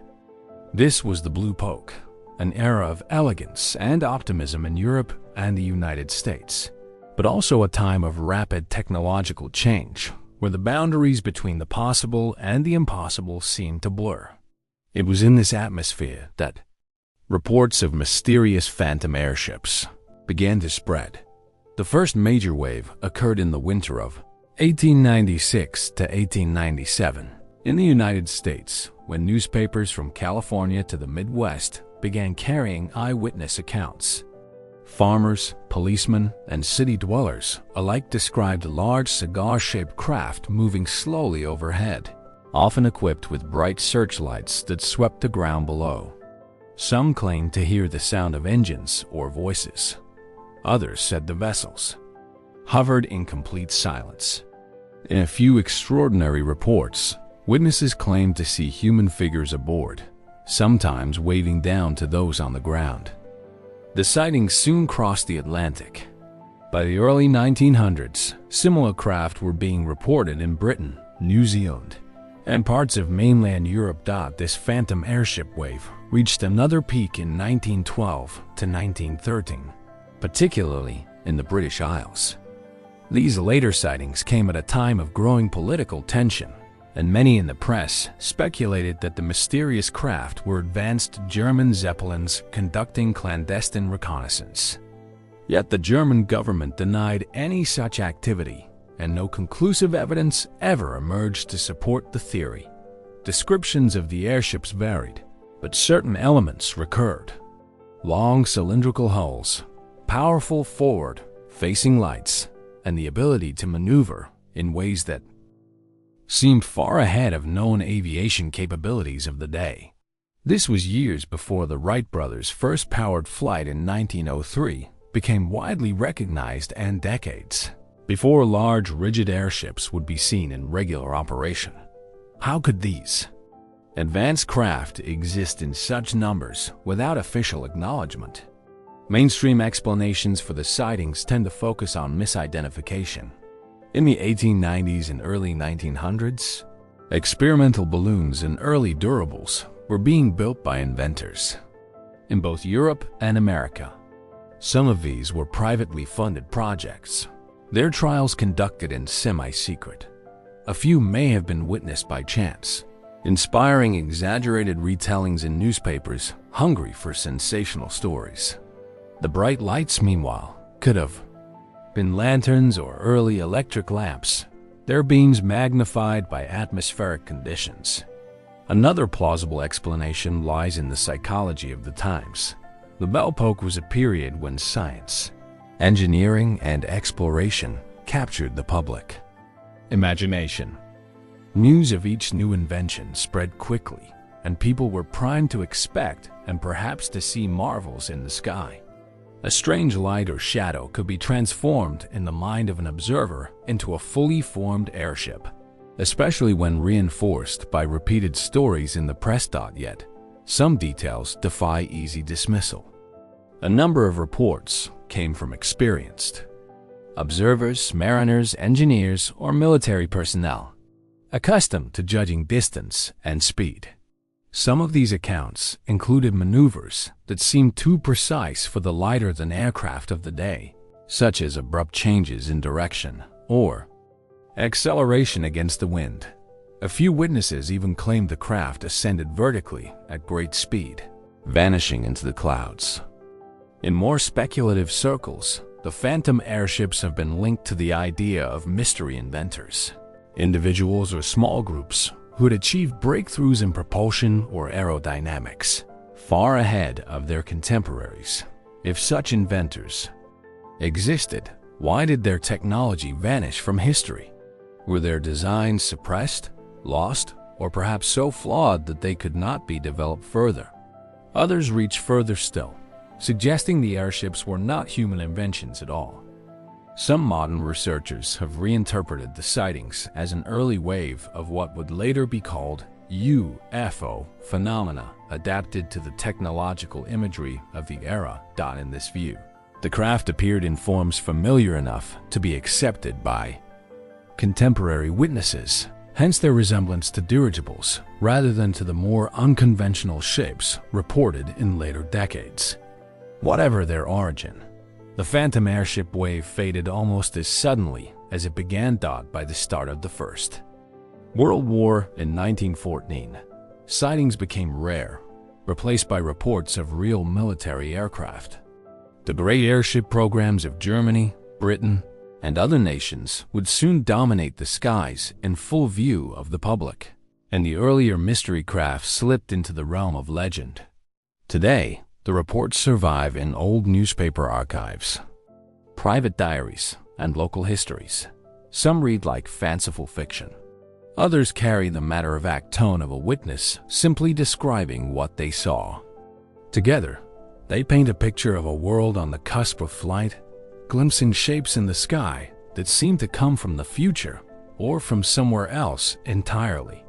Were these phantom airships the work of pioneering inventors whose names have been lost to time?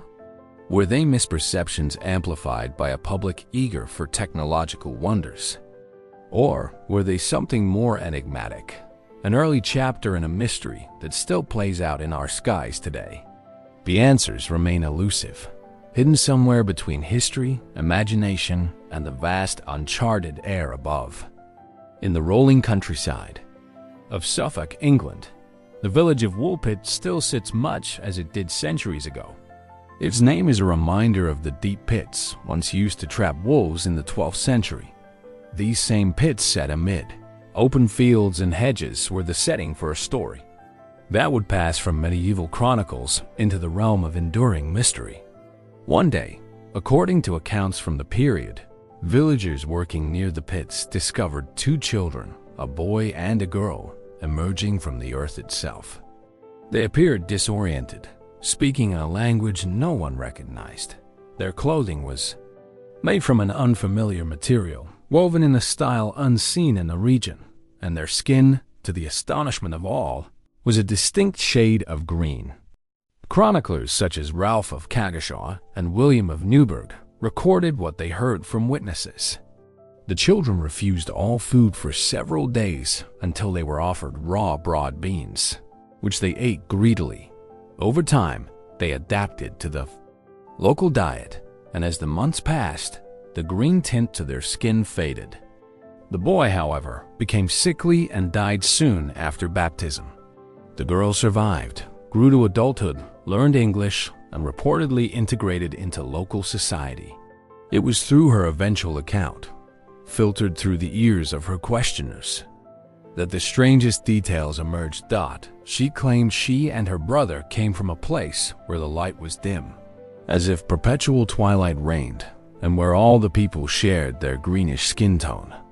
She spoke of the land of St. Martin and of hearing a loud noise before finding themselves suddenly by the wolf pits, disoriented and afraid. How to explain such a tale in the context of the 12th century? The most common theory among historians is that the children were Flemish immigrants, orphans displaced during a period of unrest who had wandered into Woolpit from the nearby countryside. Malnutrition or a dietary deficiency such as sclerosis could have temporarily tinted their skin. Their strange clothing and language might simply have been foreign to the local villagers, and the dim land could have been a metaphor for a forested or shaded valley. Yet, this interpretation struggles to account for certain details. The children were reportedly found near deep pits and described as having emerged from the earth. Could they have been hiding in the pits?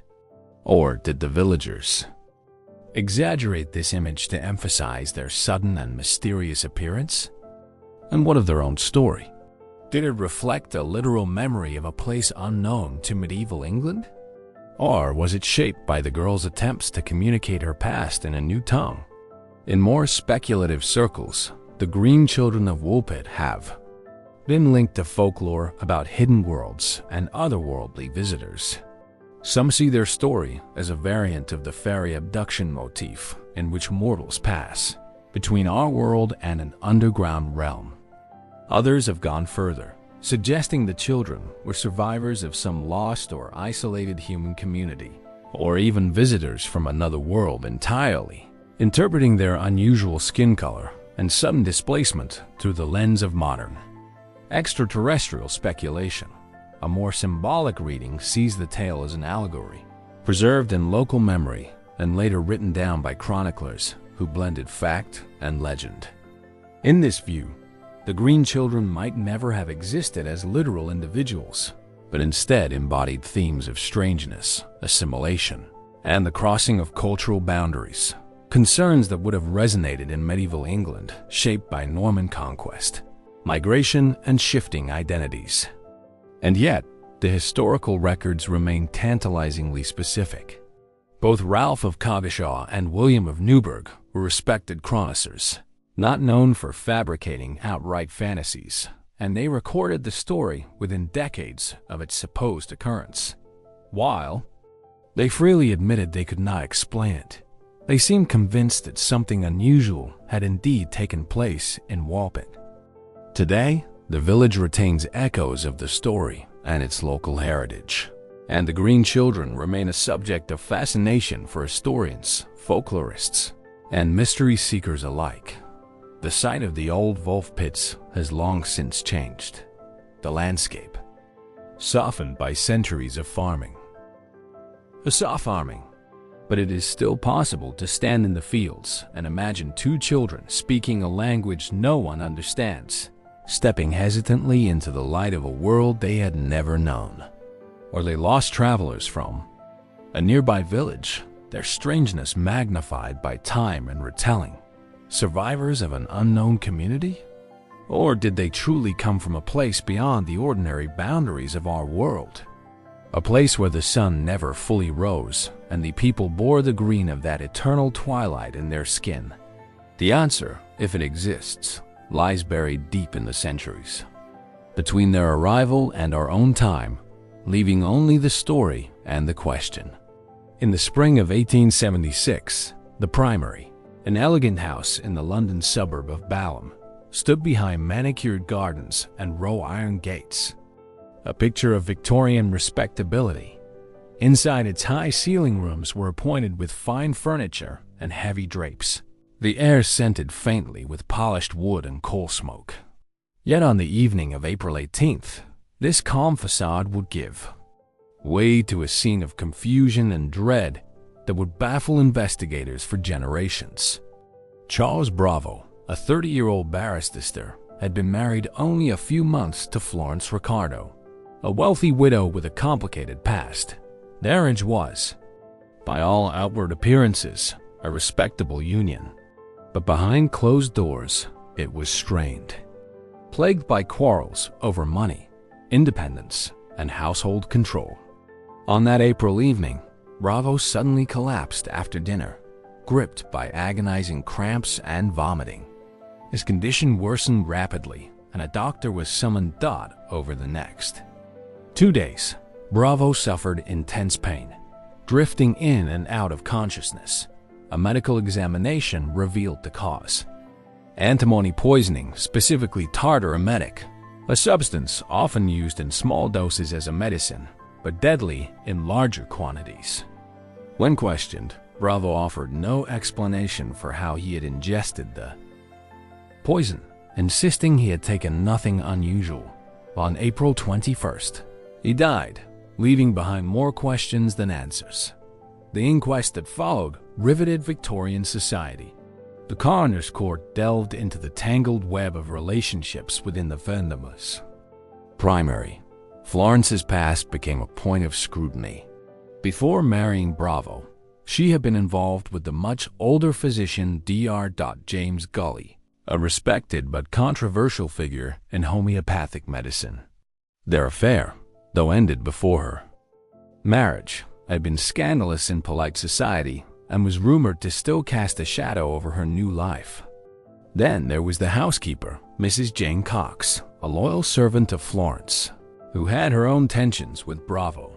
Witnesses testified that relations between master and staff had been sour. Bravo had reportedly threatened to dismiss Mrs. Cox, which could have left her in financial difficulty. The possibilities multiplied. Had Florence, unhappy in her marriage, slipped poison into his drink or medicine? Had Mrs. Cox acted to protect her mistress or out of resentment? Or was Bravo himself the architect of his fate, taking the poison intentionally, perhaps in an impulsive act during a heated argument? The idea of suicide was considered, but many argued it was inconsistent with his behavior. Bravo had a promising legal career, and by some accounts was ambitious and eager to assert control over his new household. The evidence was frustratingly circumstantial. No one had seen the poison administered, and no container or residue was definitively linked to the fatal dose.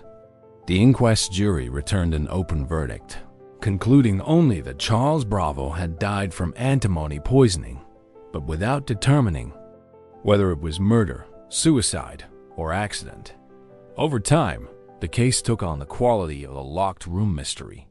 3 main suspects, each with motive and opportunity, yet no proof against any. Historians and criminologists have revisited the events repeatedly. Some argue that Florence, facing the loss of her autonomy in the marriage, and perhaps fearing Bravo's temper, acted in desperation. Others suggest Mrs. Cox, fearing dismissal, sought to rid the household of the man threatening her livelihood. A smaller group maintains that Bravo may have dosed himself either as a misguided attempt to make himself ill and elicit sympathy, or as a deliberate escape from a marital standoff gone too far. In more speculative corners, the case has been viewed through the lens of Victorian attitudes toward gender, class, and respectability. Was the truth obscured by the reluctance of the jury to fully implicate a woman of Florence's standing, or by an unwillingness to tarnish the reputation of a rising barrister without clear evidence? Did the social dynamics of the time prevent witnesses from speaking openly about what they knew? The primary itself no longer stands, but the mystery of its most infamous night persists. The poison that killed Charles Bravo acted swiftly, but the ripples of his death spread slowly, embedding themselves in the annals of unsolved Victorian crime. Standing in Balham today, among the quiet residential streets, it is hard to picture the fevered speculation that once gripped London over this Gentile house and its fatal secret. Yet the questions remain as sharp as they were in 1876. Who placed the poison in Bravo's path and why? Or was his end the result of his own hidden choices? The answers are lost to time. But the case endures, a reminder that even in an age obsessed with propriety and order, some truths could slip forever beyond reach. Off the coast of Massachusetts, where the fishing town of Gloucester looks out over the restless Atlantic, the water stretches to the horizon in a shifting tapestry of blues and grays. In the early 19th century, this harbor was a bustling center of New England's maritime life. Its docks are crowded with schooners, the air heavy with the smell of salt and drying nets. Yet, in the summer of 1817, it was not the familiar rhythms of the sea that captured the townspeople's attention, but something far stranger: the repeated appearance of a creature unlike any known to science. The first sighting came in August, when a group of fishermen reported seeing a massive undulating form just beyond the harbor. They described it as between 50 and 100 feet in length, its body dark and serpentine, moving through the water with a speed and grace that left them stunned. Most striking of all was the way it seemed to rise and fall in a series of humps, 10, perhaps 12 of them, each breaking the surface in a rhythmic sequence. Word spread quickly, and within days, more eyewitnesses came forward. Sailors, merchants, even town officials. The reports were remarkably consistent. Many spoke of a horse-shaped head elevated above the water, as though the creature were surveying its surroundings. Others noted a pair of small fins near the head and skin that appeared smooth and dark, glistening in the sunlight. Some claimed the serpent moved silently, while others swore they heard a strange hissing or breathing sound. Soon, the Gloucester sea serpent, as it came to be known, was the subject of fascination throughout New England. Local authorities took the matter seriously enough to form a committee to collect and verify testimonies. Dozens of sworn statements were gathered, creating one of the most detailed historical records of a supposed sea monster. In September of that year, the Lana Society of New England dispatched members to investigate, taking down accounts and producing sketches based on descriptions. These images depicted a long, sinuous body, somewhat like a giant snake, but with a head reminiscent of a turtle or horse. Mainstream explanations began to circulate. Some naturalists suggested the creature might have been a giant species of eel, enlarged by the imagination of startled fishermen. Others posited it could have been a school of porpoises or large fish, swimming in formation, creating the illusion of a single segmented body. There was even the theory of a massive oarfish known to grow over 30 feet long, though few had been seen in these waters, and none matched the head and movement patterns described. Yet, the sightings continued into the following year, with some claiming the creature had been spotted further along the coast. Then came the twist. A smaller, younger version of the serpent was allegedly captured in the harbor and sent to Boston for study. According to the reports, it was about 3 feet long with an elongated body and snake-like movement. The Linnean Society examined the specimen and concluded it was a species new to science, naming it Scolophus atlanticus, but this classification was short-lived. Later analysis determined it was nothing more than a common black snake adapted to swimming in salt water. If the baby serpent was nothing unusual, what of the larger creature? Was the entire episode a case of mass misidentification with excitement and rumor feeding into collective belief? Or could it have been a genuine encounter with an as yet unidentified marine animal that simply vanished from the region? The sheer number of credible witnesses, many of them seasoned mariners accustomed to identifying sea life, makes the story difficult to dismiss outright. More speculative theories emerged in the decades that followed. Some writers suggested the Gloucester sea serpent could have been a surviving member of a prehistoric species, perhaps a plesiosaur or basilosaur, lingering in the depths of the Atlantic since the Age of Giants. Others proposed that it might have been an unusually large and ancient specimen of a known species grown to impossible proportions. A few even hinted at the possibility of an unknown migratory creature passing through the North Atlantic only once in a human lifetime.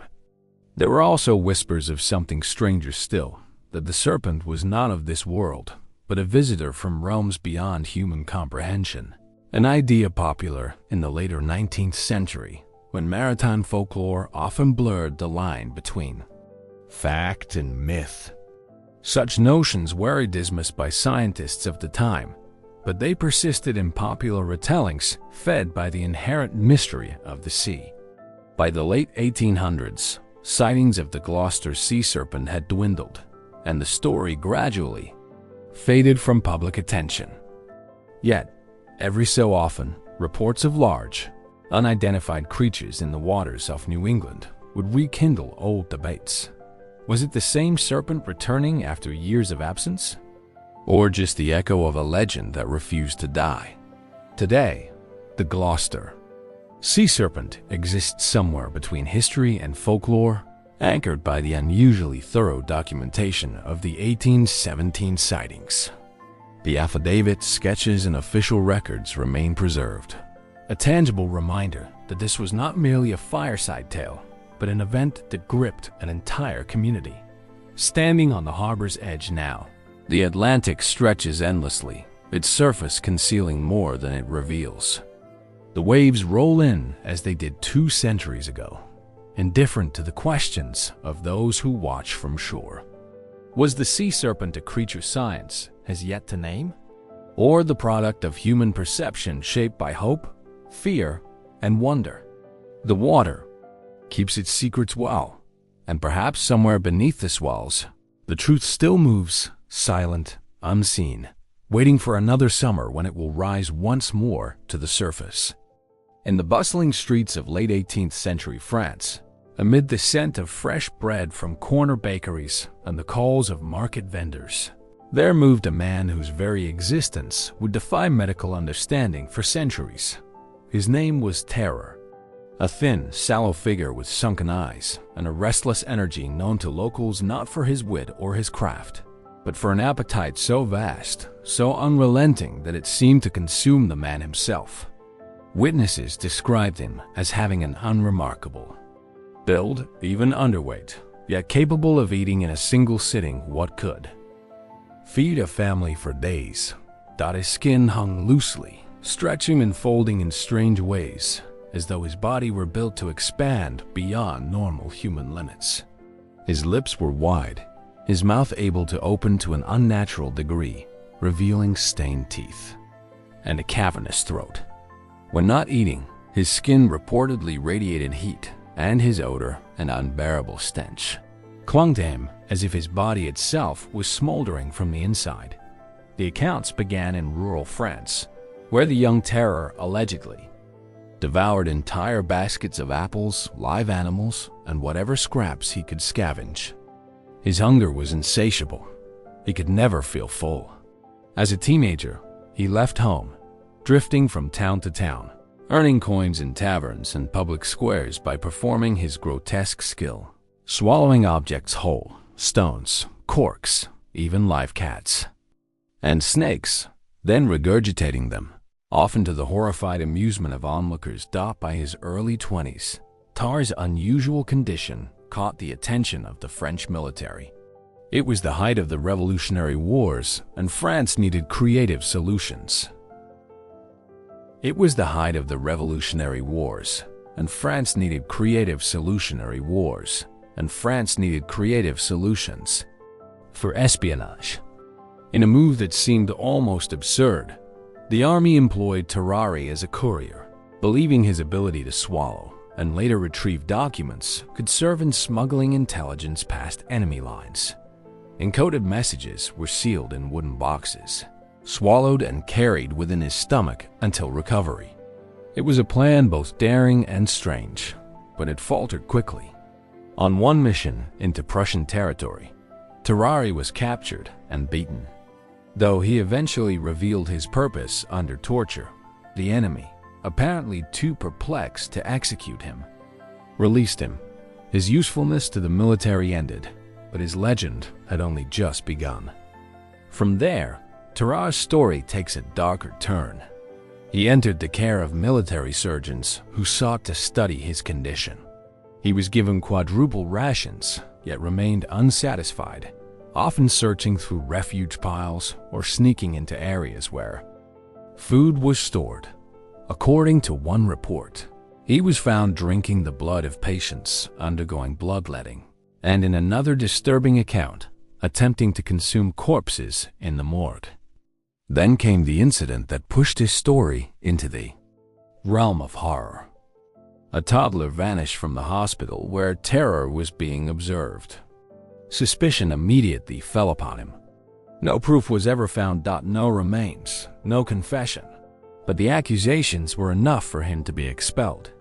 His later years were spent wandering once more, reportedly still plagued by the hunger that had defined his life. Terror's death came in 1798 from tuberculosis. Those who performed the autopsy were astonished.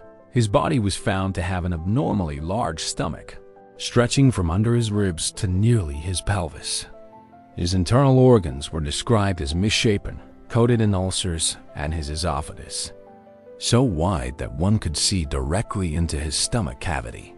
And yet, despite these anatomical oddities, no clear explanation emerged for the scale and nature of his hunger. Mainstream medical interpretations suggest possibilities such as extreme hypothyroidism, damage to the hypothalamus, or a rare metabolic disorder that drastically increased caloric requirements.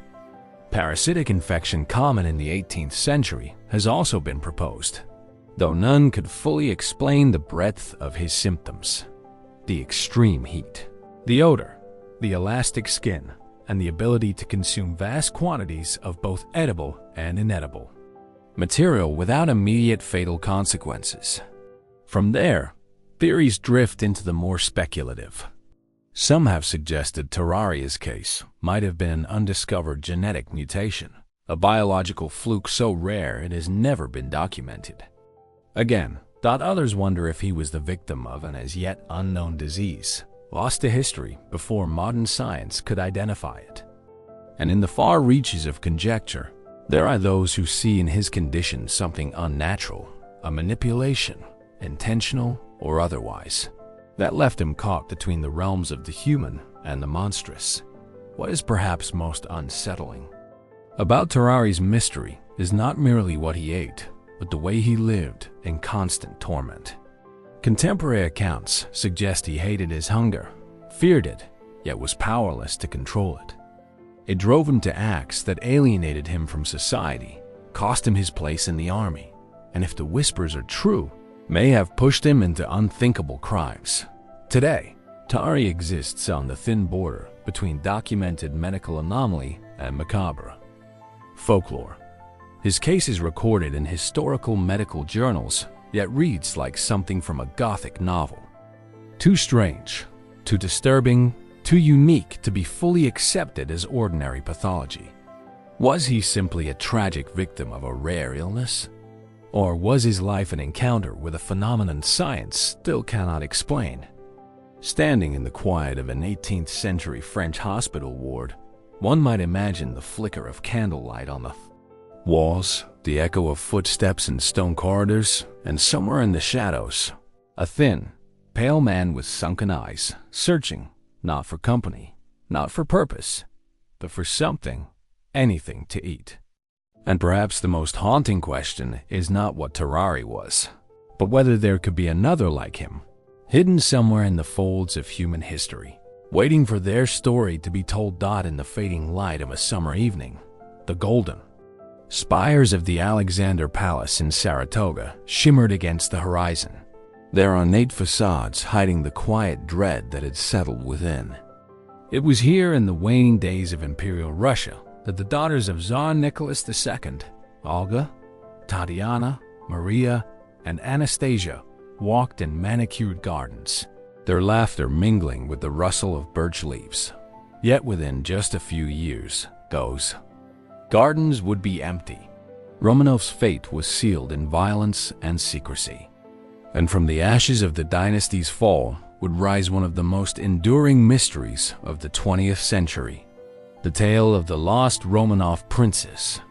In July 1918, the Romanov family was executed in the cellar of the Apatiev house in Yekaterinburg.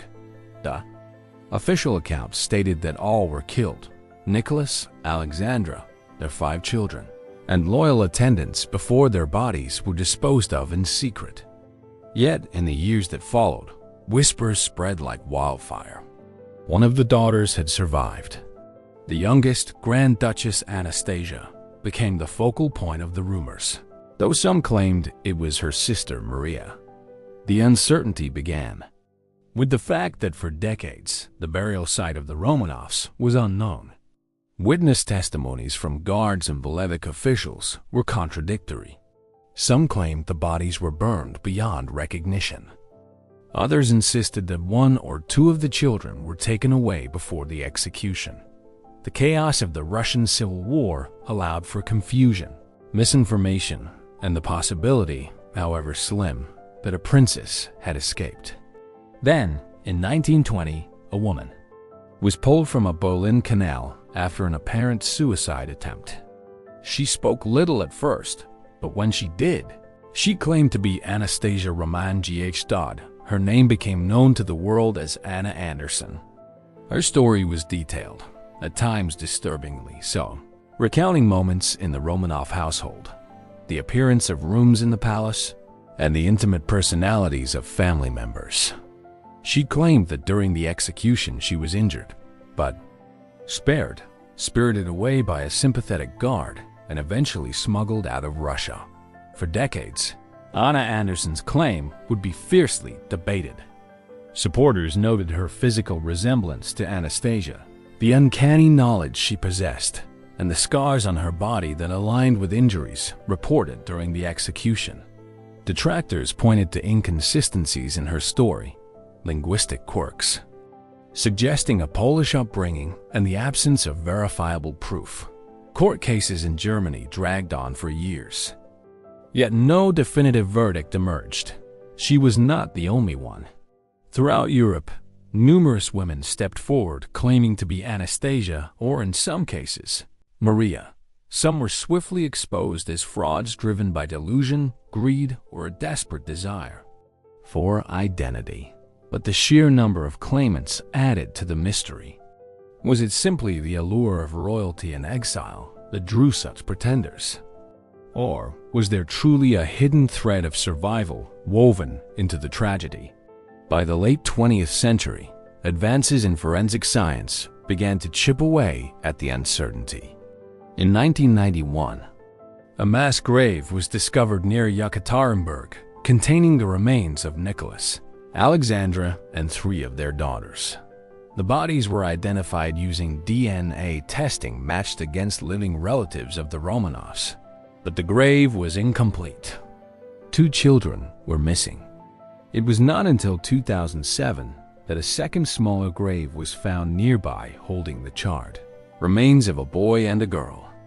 DNA testing confirmed them as Alex Thesarovich and one of his sisters, either Maria or Anastasia. For many, this was the final piece of the puzzle, proof that no princess had escaped. But for others, doubts lingered. The remains were badly damaged. Could science have erred? And one of Anna Anderson? In 1994, years after her death, DNA testing on preserved tissue samples revealed no match to the Romanovs, but instead a genetic, linked to a Polish factory worker named Franciszka Szankowska. For skeptics, this was decisive.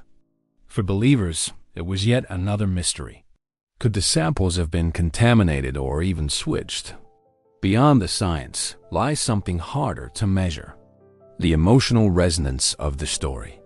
In a century defined by revolutions, wars, and exiles, the possibility that a young princess escaped a massacre became more than a question of fact. It became a symbol of survival against impossible odds. The myth of Anastasia has been retold in books, films, and plays, shaping her into a figure suspended between history and legend. But perhaps the real question is not whether Anastasia lived, but why the idea of her survival endures. Is it the human need for hope, even in the face of overwhelming evidence?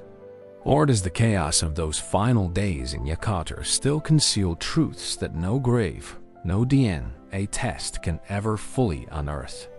Somewhere in the dim corridors of the Alexander Palace or the shadows of the Ural Mountains, one might still imagine a young girl slipping through the cracks of history, her identity intact, her story untold.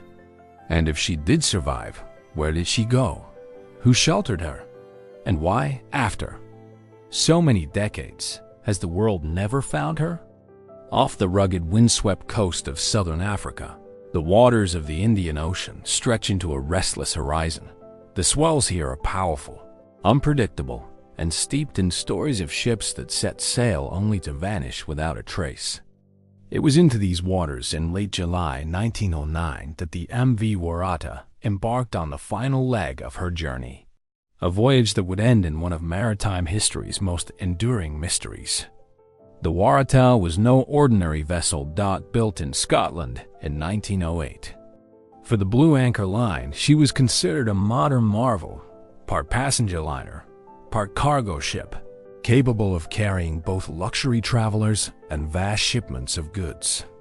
At nearly 500 feet long with elegant cabins, plush dining areas, and the latest navigational equipment of her day, she was promoted as the Titanic of the Southern Seas, though her fate would precede that more famous disaster by 3 years.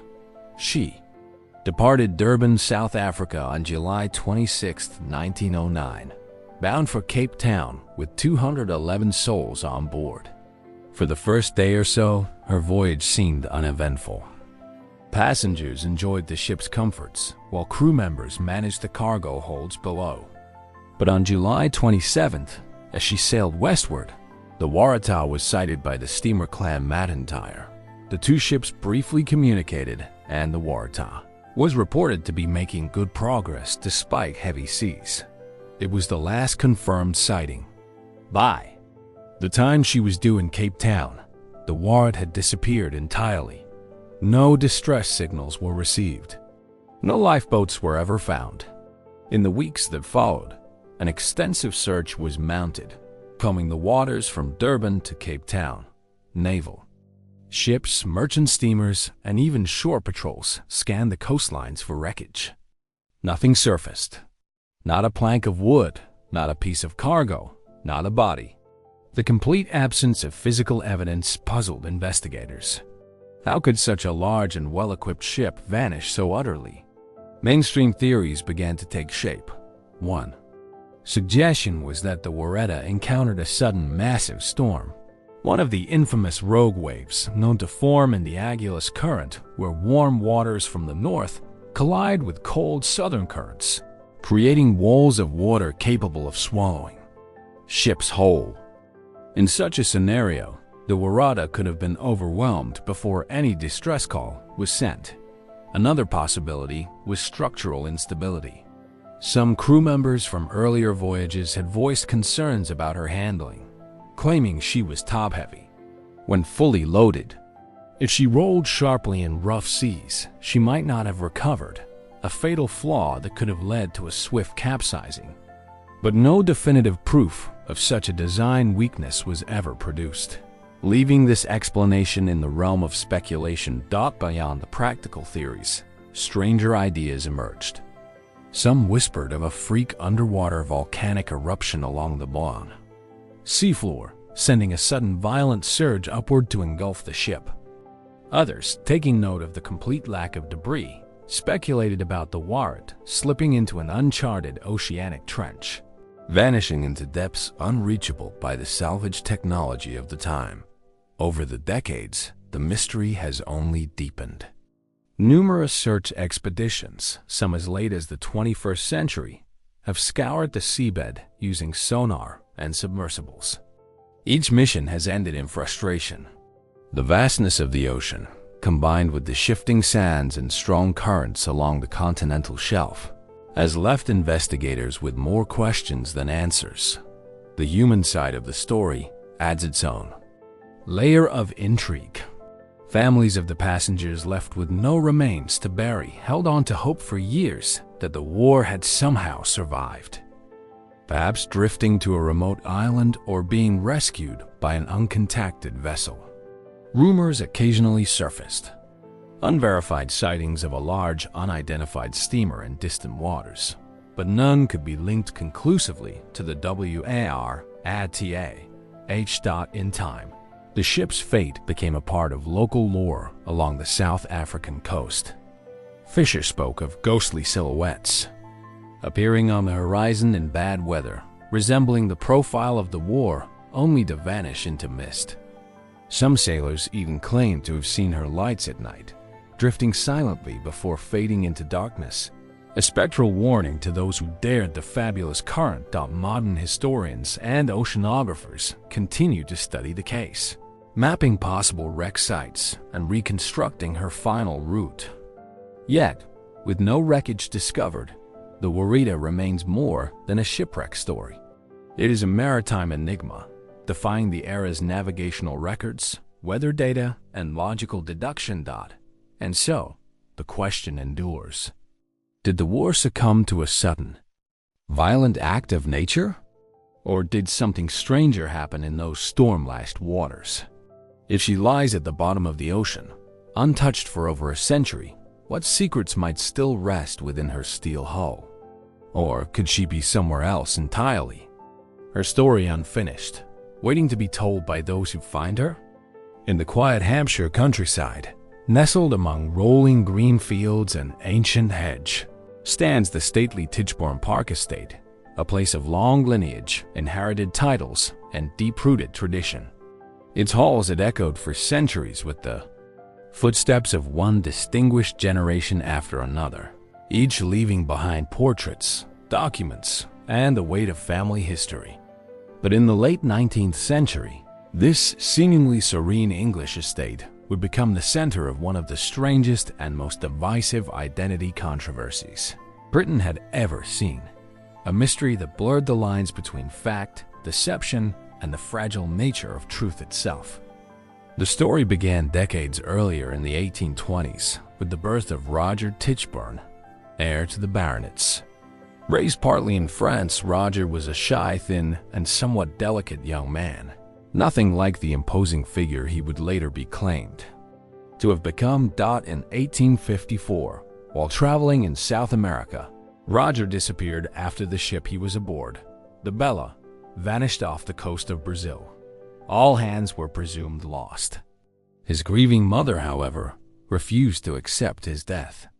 Clinging to the faint hope that her son had survived, she placed advertisements in newspapers across the globe offering a reward for information. Years passed. Then in 1866, a remarkable letter arrived from Australia. A man living in Wagga Wagga, going by the name Thomas Castro, claimed to be Roger Tichborne, miraculously saved from Bella's wreck. He alleged that after being rescued by a passing vessel, he had wandered the colonies working as a butcher until hearing of the search for him. When he eventually traveled to England, the reaction was electric. Roger's mother, Lady Tichborne, met him and, despite his markedly different appearance, accepted him without hesitation as her long-lost son. But others in the family were deeply skeptical. The new Roger was much heavier than the slender young man who had disappeared, spoke English with an Australian accent, and seemed to have forgotten much of his aristocratic education. His manners were coarse, his knowledge of the family estate incomplete. Yet his confidence and ability to recall certain obscure details convinced some that he might, in fact, be the rightful heir. The situation spiraled into one of the longest and most sensational legal battles of the Victorian era. Supporters known as Tichborites rallied around the claimant, believing they were defending a wronged man against the snobbery and prejudice of the aristocracy. Opponents painted him as an audacious impostor, attempting to defraud one of England's oldest families. The courts were flooded with conflicting testimonies. Witnesses from Australia identified him as Arthur Orton, the son of a Wapping butcher who had emigrated years earlier. They described a man with a rough working-class background, known for tall tailies and quick talk. Others swore he was indeed Roger Tichborne, citing small physical features, scars, birthmarks that seemed to match. How could both be true? Mainstream explanations focused on mistaken identity. Memory is fragile, and after more than a decade apart, it was argued that a grieving mother might see what she desperately wished to see without the human tendency to fill in gaps. To believe in a narrative of survival could account for Lady Tichborne's acceptance of the man before her. Yet, other aspects resisted easy explanation. The claimant seemed to know intimate details about Roger's life. Pet names, certain French phrases from his youth, the layout of specific rooms in the estate that would be difficult for an outsider to learn without access to private family records. Were these facts leaked to him, or did they suggest a genuine connection? More speculative theories flourished in pamphlets, taverns, and newspapers. Some argued that the man might have been a distant relative, blending fragments of truth and fabrication to build his case. Others whispered about a hidden scandal. Perhaps the family knew he was Roger, but could not publicly acknowledge him because of disgrace or some other matter best left buried. After years of litigation, the case ended in the claimant's conviction for perjury in 1874. He was declared to be Arthur Orton and sentenced to 14 years in prison. According to official history, the mystery was solved, but not everyone agreed. Many Tichburnites continued to believe in him long after his imprisonment, insisting that justice had been denied, even decades later. Some descendants of those supporters claimed the truth was never fully revealed. Modern historians examining the case through surviving records tend to lean toward the conclusion that the claimant was indeed Arthur Orton. Yet the extraordinary length and complexity of the trial, the contradictions in testimony, and the enduring loyalty of some supporters hinted something more than a simple case of fraud. Did the Victorian courts suppress inconvenient evidence? Did Lady Tichburn know more than she admitted? And how did a man from the other side of the world captivate an entire nation so completely? The Tichburn claimant mystery remains as much a study of human psychology as it is a legal puzzle. At its core lies a question that resists closure. When identity is contested and when memory, desire, and proof all pull in different directions, can we ever be entirely certain of who a person truly is? In the heart of early 19th century London, in the district of St. Giles, the air was heavy with the mingled sense of industry and the press of the poor. Cobbled streets twisted through a maze of tightly packed tenements, their windows clouded by soot, their doors opening to narrow lanes where vendors, beggars, and laborers moved shoulder to shoulder.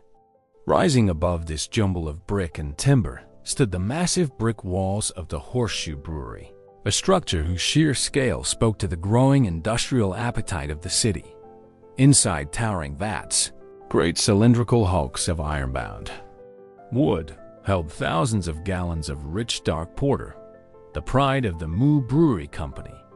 It was October 17, 1814, and within one of those vast vats holding more than 135,000 gallons of beer, a subtle but deadly weakness had begun to develop. No one noticed the signs, at least not until the iron hoops that bound the vat gave way.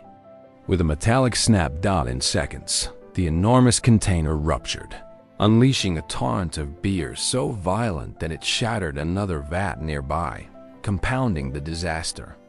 The combined force of the liquid, over 300,000 gallons, burst through the brewery walls, sending a churning wave into the streets of St. Giles.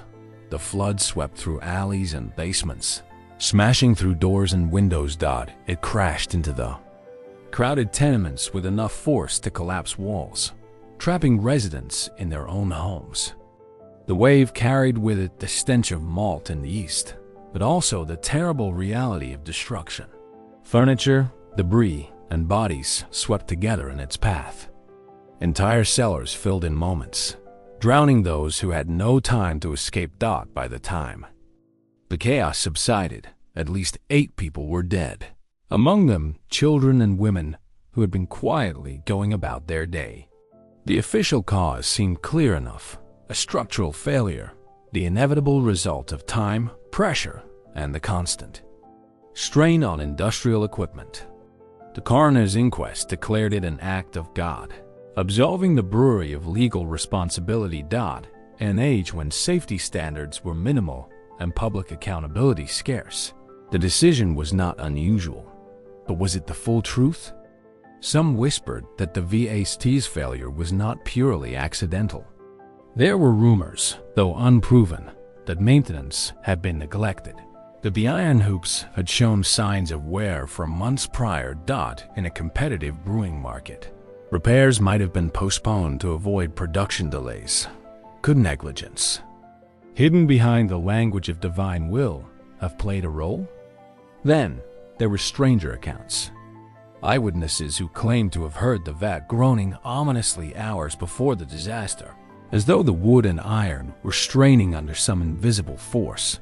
Others spoke of the uncanny way the flood seemed to choose its path, sweeping hardest into certain streets and houses while sparing others with inexplicable precision.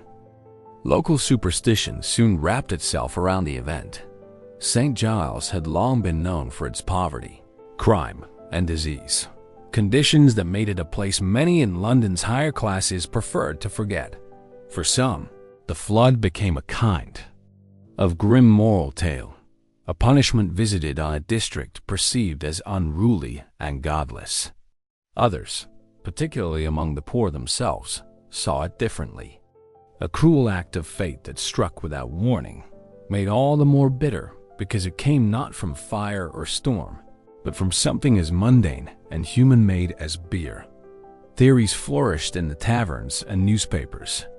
Some suggested sabotage, perhaps by a rival brewery eager to tarnish the Muse name. The idea seemed far-fetched, yet the sheer force required to rupture such a vat made some wonder if it could have happened without deliberate interference.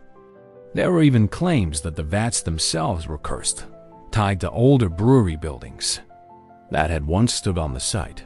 Folklore held that certain plots of London ground were ill-fated, and that no good could come from the industry built upon them. From a modern perspective, the physics of the event are easy enough to explain. The pressure inside the vat was immense, and the sudden failure of one hoop created a chain reaction, unleashing catastrophic energy. Yet, even with this understanding, questions remain about the circumstances that led to such a failure. Why was there no redundancy in the containment systems? How could a single point of weakness cause such an immense disaster? And then there is the matter of the disaster's strange afterlife in public memory.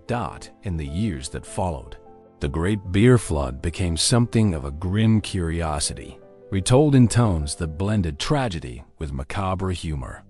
Some reports fixated on the spectacle rather than the loss of life, reducing the event to a bizarre footnote in London's history. Others recorded more haunting details: the smell of beer lingering for days, the stains on the walls of cellars that could not be scrubbed away, and the eerie quiet that settled over St. Giles once the waters had drained. Did this shift in tone from horror to oddity serve to obscure the deeper truth? Was it easier for the public to laugh at the absurdity of a beer flood than to confront the negligence or structural vulnerabilities it may have revealed? And might that laughter have been encouraged by those with something to hide? Today, the site of the Horseshoe Brewery is long gone, replaced by modern buildings. Yet beneath the pavement, the ground once soaked in thousands of gallons of porter still holds its history. Records and archives preserve the official account, but the unanswered questions persist, tucked between the lines of testimony and the gaps in surviving evidence. Was it merely an industrial accident, a tragic convergence of physics and poor luck? Or did unseen hands or unseen forces help set the disaster in motion? Over 2 centuries later, the Great Beer Flood of London remains an event that refuses to settle neatly into the past, leaving us to wonder whether beneath its surface lies a truth still waiting to be uncovered. It is a grainy black and white photograph, the sort you might find in the back pages of a forgotten newspaper or tucked into a dusty archive box. The scene seems ordinary at first glance: a public square in the mid-10th century.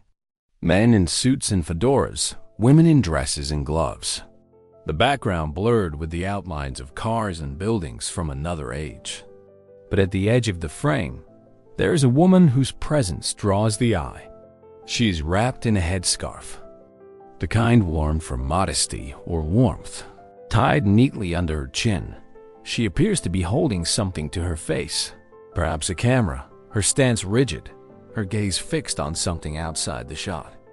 It is an image that feels strangely familiar, echoing a figure made famous years later in 1963 in the aftermath of President John F. Kennedy's assassination in Dallas. The so-called Babushka lady, the mysterious woman who filmed the events from an angle no one else seemed to have. But this photograph predates that tragedy, its exact date uncertain, possibly from the 1930s or 1940s. And in this earlier case, the woman is again present at the scene of an event of great historical significance, yet one that should have been captured in detail, but for which crucial evidence has gone missing. Historians have traced several such appearances of scarf-wrapped women in critical moments before 1950. In each, the woman, or perhaps different women with an eerily similar look, stands slightly apart from the crowd, camera in hand, her identity unknown, her purpose unclear.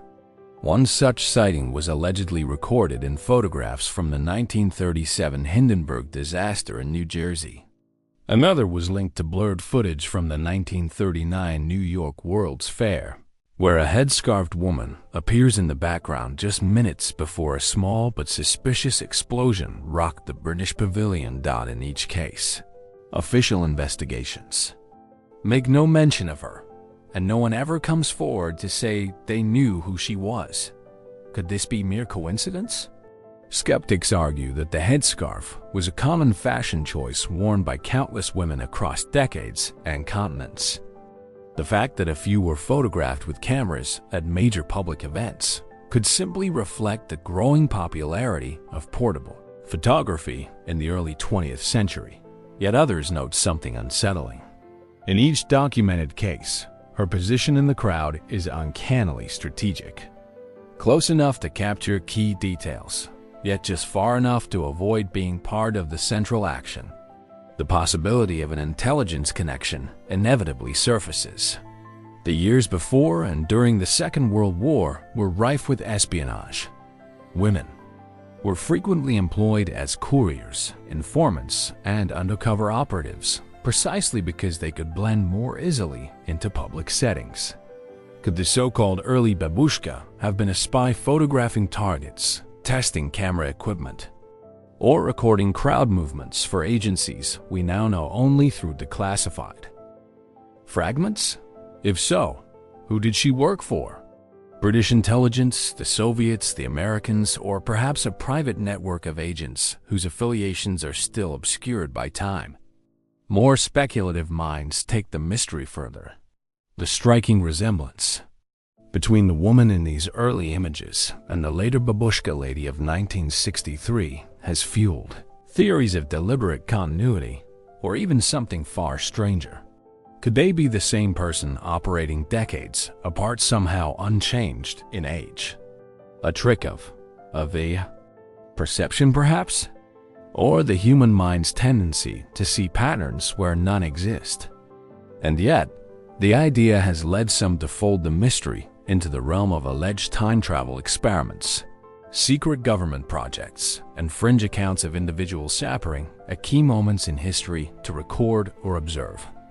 The visual evidence, while compelling, is maddeningly incomplete. Photographs are cropped, blurred, or too distant to provide detail. The supposed film reels attributed to her have never surfaced, or if they once existed, may have been confiscated or destroyed. In some cases, witnesses describe seeing a woman with a scarf taking photographs, only for those images never to appear in the public record. The parallel to the later Dallas incident is difficult to ignore, but perhaps the most haunting aspect is not her appearance, but her disappearance. In every instance, after the moment is captured, she vanishes from the scene with no trace. No police interviews, no media follow-ups, no personal testimonies. If she was indeed a bystander, why leave no footprint in the historical record? And if she was something more, then how extensive must her resources or her protection have been to remain invisible for so long? There is also the question of motive. If these were merely personal photographs, where are they now? In an attic? Box in a family home? Locked in a government archive, stamped with classification codes? Or were they sent somewhere else entirely, perhaps never intended for public eyes? Some researchers have attempted to reconstruct her possible route through a story. They point to a woman matching her description in a 1945 photograph taken in Berlin just days before the city fell to Allied forces. In the image, she appears again at a distance, camera poised amid the rubble and chaos. Others claim she can be found in rare footage from a 1948 political rally in Eastern Europe, done again on the periphery, again watching. The thread is thin, fragile, and easily dismissed. Yet it persists, drawing in those who see in these coincidences the outline of a story that has never been told. A story of someone who, for reasons unknown, moved from one historic moment to another, silently documenting, always present, yet never acknowledged. Was she a professional photographer with an uncanny instinct for being in the right or wrong place at the right time? A government operative whose photographs shaped intelligence decisions we will never know about? A coincidence magnified by our fascination with patterns and mysteries, or something altogether beyond our present understanding? The photographs remain. They do not speak, but they linger. Mute, grainy witnesses to events that shaped the modern world. And within them, the scarfed woman remains fixed in her posture, camera in hand, forever on the threshold of revelation. Her face, partially obscured, seems to look past the viewer into some point in time we cannot follow. And it leaves us to wonder, was she merely another anonymous figure lost to history? Or was she part of a hidden design? One whose threads still weave unseen through the events of our past. It is a fog-laden morning in a European capital during the uneasy calm of the late 1930s. The air is cool, heavy with the scent of coal smoke and damp stone. The streets are alive with the quiet shuffle of pedestrians making their way to work. Market vendors set up their stalls, their voices muted by the mist. Somewhere in the blur of silhouettes and gaslight, a lone figure stands still, her head wrapped in a simple scarf tied neatly under her chin, her coat buttoned to the neck dot in her hands. She holds what appears to be a compact camera, the sort that was beginning to appear in the hands of journalists and hobbyists alike. She is not speaking to anyone. She is not shopping. She is watching. To most passers-by, she would have been just another ordinary woman, unremarkable in a city of thousands. But for those who later examined the surviving photographs of that day, her presence became more than an incidental detail. The images taken just before a small but politically significant public disturbance show her standing at an angle to the crowd, as if ensuring the best vantage point. Her expression is unreadable, her gaze intent. What makes this so unusual is not merely the image itself, but the fact that she appears in similar photographs from other cities and other years. Berlin in 1936, Prague in 1938, even as far as London in the early months of 1939. In each, the head-scarfed woman is placed with uncanny precision on the periphery, yet facing the heart of unfolding events. Researchers who have tried to trace her identity have run into a frustrating wall. No records of her name exist in police or press archives. Witnesses recall seeing a woman with a scarf and a camera, but none could say who she was or where she went afterward. Some insisted they saw her vanish into the crowd minutes before officials moved in. Her presence was never officially acknowledged. Mainstream historians often attribute the mystery to coincidence. The late 1930s were years of upheaval, and the portable camera was becoming an increasingly accessible tool. Women across Europe wore scarves against the cold, and modesty was still a social norm in many places. A figure matching this description could easily have been photographed multiple times without being the same individual, and yet, certain details refuse to fade into coincidence. In every documented case, she seems to choose her position with deliberate intent, aligned with entrances, exits, or the exact trajectory of a key political figure. Her camera, if indeed it was a camera, is never seen from the front. The images always catch her mid-gesture, hands raised, as though she is either filming or photographing. None of her alleged photographs have ever surfaced. This has led to theories of intelligence work. The late 1930s were a golden era for espionage, with networks of spies and informants operating under the cover of ordinary civilian life. Could she have been an operative for an agency, preparing for the war everyone sensed was coming? The Soviet NKVD, the British SIS, the German Abwehr, all were active and all employed women in covert roles. The anonymity of a scarf-wrapped civilian would have been ideal cover for close-range surveillance. More speculative voices suggest something even stranger: the repeated resemblance of this woman to later better documented babushka figures. Most famously in Dallas, 1963 has encouraged theories of a continuous decade-spanning presence. How could the same face, the same posture, the same choice of attire appear across such widely separated moments in history? Was it simply the persistence of a common look? Or is there a thread running through these appearances that has yet to be uncovered? The photographs themselves raise further questions. Some are clear enough to confirm that the woman, if the same in all instances, would have aged very little over the span of several years. Others are grainy, leaving her features open to interpretation. Critics argue this is a classic example of pareidolia, the human tendency to see patterns, even identities in unrelated images. But the placement, the timing, the vanishing act after each event, it keeps the mystery alive. Her disappearance, when it came, was as silent as her appearances had been after the outbreak of World War II. No photographs or reports of her have surfaced, at least none that have been publicly acknowledged. If she had been an operative, perhaps she was recalled, reassigned, or eliminated. If she had been a civilian, perhaps she simply changed her appearance, abandoned the camera, and returned to anonymity.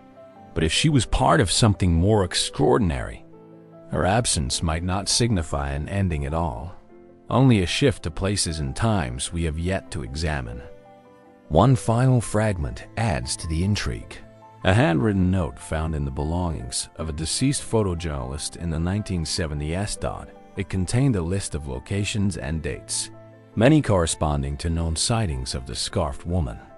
Beside the last entry, Warsaw, August 1939, were two words she knew. The note was unsigned. The journalist had never published any work mentioning her. What did she know? Who was she? Was she documenting history, shaping it, or merely observing from the shadows for reasons we can only guess at? The foggy streets of pre-war Europe have long since cleared, and the photographs have yellowed with age. Yet the image of the lady, babushka, endures silent, unclaimed, inexplicably present at moments of great consequence and gone before anyone thought to ask her name. And perhaps that is why her story still lingers. Because somewhere in the blur of our collective memory, there remains the sense that her gaze was not upon the events unfolding before her, but upon something else entirely, something beyond our reach. Far out in the warm turquoise waters of the Gulf of Mexico, sunlight shimmers over the gentle swell of the sea. Here, somewhere between the Yucatan Peninsula and the open ocean, there was once said to be a small rocky island, Bermeasia. Its name first appeared in 16th century Spanish maritime charts, marked as a modest outcrop with reddish tones, perhaps from the hue of its rocks, or the algae that clung to its shores. Sailors of the era described it as a barren but useful landmark, a fixed point in an otherwise vast and uniform expanse of water.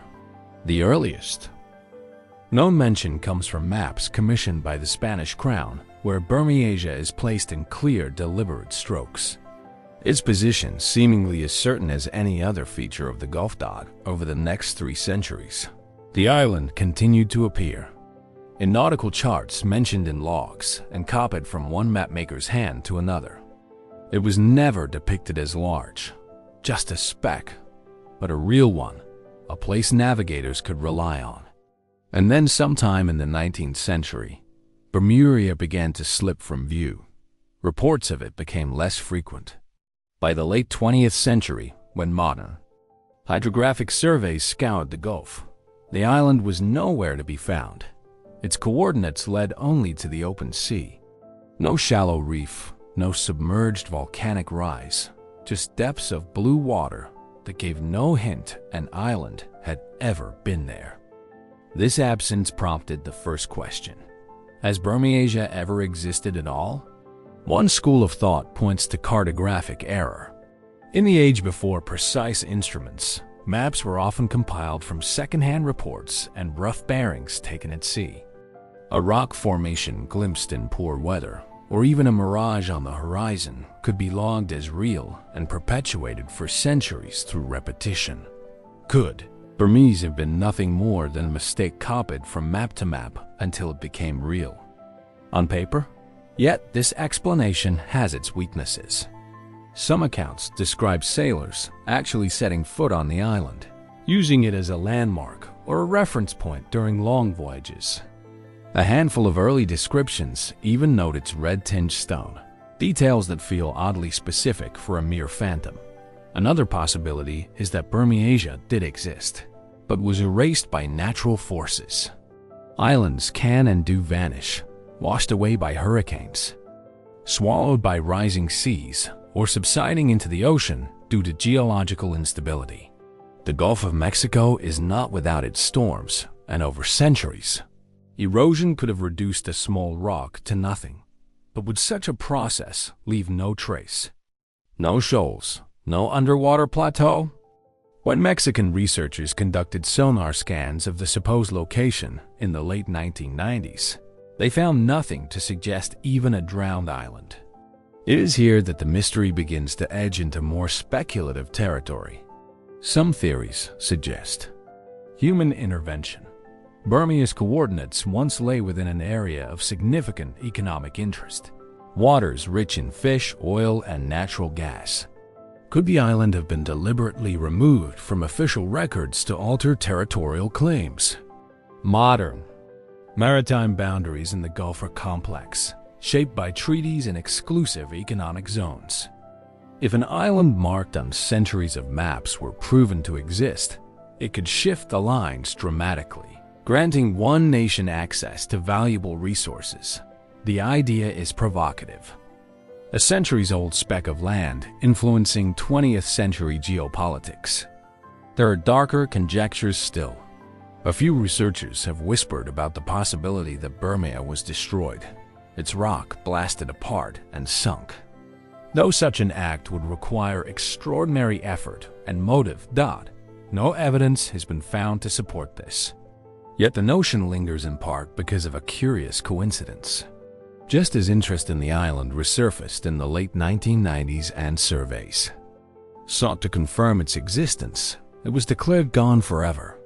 The emotional pull of the mystery lies not only in Burmea's disappearance, but in its stubborn trace on history. Old maps preserved in archives in Spain and Mexico still show it clearly marked a silent challenge to the empty ocean where it should be. The ink insists on its reality. The sea does not. Some island disappearances can be solved with geology, with tides and storms, with human forgetfulness. But Burmese's vanishing remains oddly resistant to such closure. If it was a charger's mistake, why did the error persist for so long without correction? If it was real, why has the ocean erased it so completely? And if forces, natural or human, conspired to remove it, what was at stake that warranted its erasure? Today, ships pass over its supposed location without knowing they are crossing the coordinates of an enigma. Fishermen cast their nets into waters once charted as solid ground. And in quiet corners of maritime history, Burmea's name survives. An island that may never have existed, or one that was lost for reasons we are not meant to uncover. Perhaps the truth is still out there waiting in some overlooked logbook, in the account of a long-dead sailor, or in the archives of powers who once found it useful to forget. Until then, Burmea existed only in the tension between map and memory. A place that might have been and might yet be if only we knew where to look. On a bitterly cold January afternoon in 1919, the streets of Boston's North End were alive with the sharp metallic scent of winter air. Cobbled lanes wound between brick buildings, their walls worn smooth by decades of salt-laden breezes off the harbor. Looming over this tight-knit neighborhood stood a hulking cylindrical structure. A massive steel storage tank 50 feet high and nearly as wide filled to the brim, with more than 2 million gallons of thick, dark molasses. The tank was owned by the United States Industrial Alcohol Company, and in the winter light, it appeared almost black, an ominous silhouette against the pale sky dot. It was just afternoon on January 15th when a low, resonant groan echoed across the district.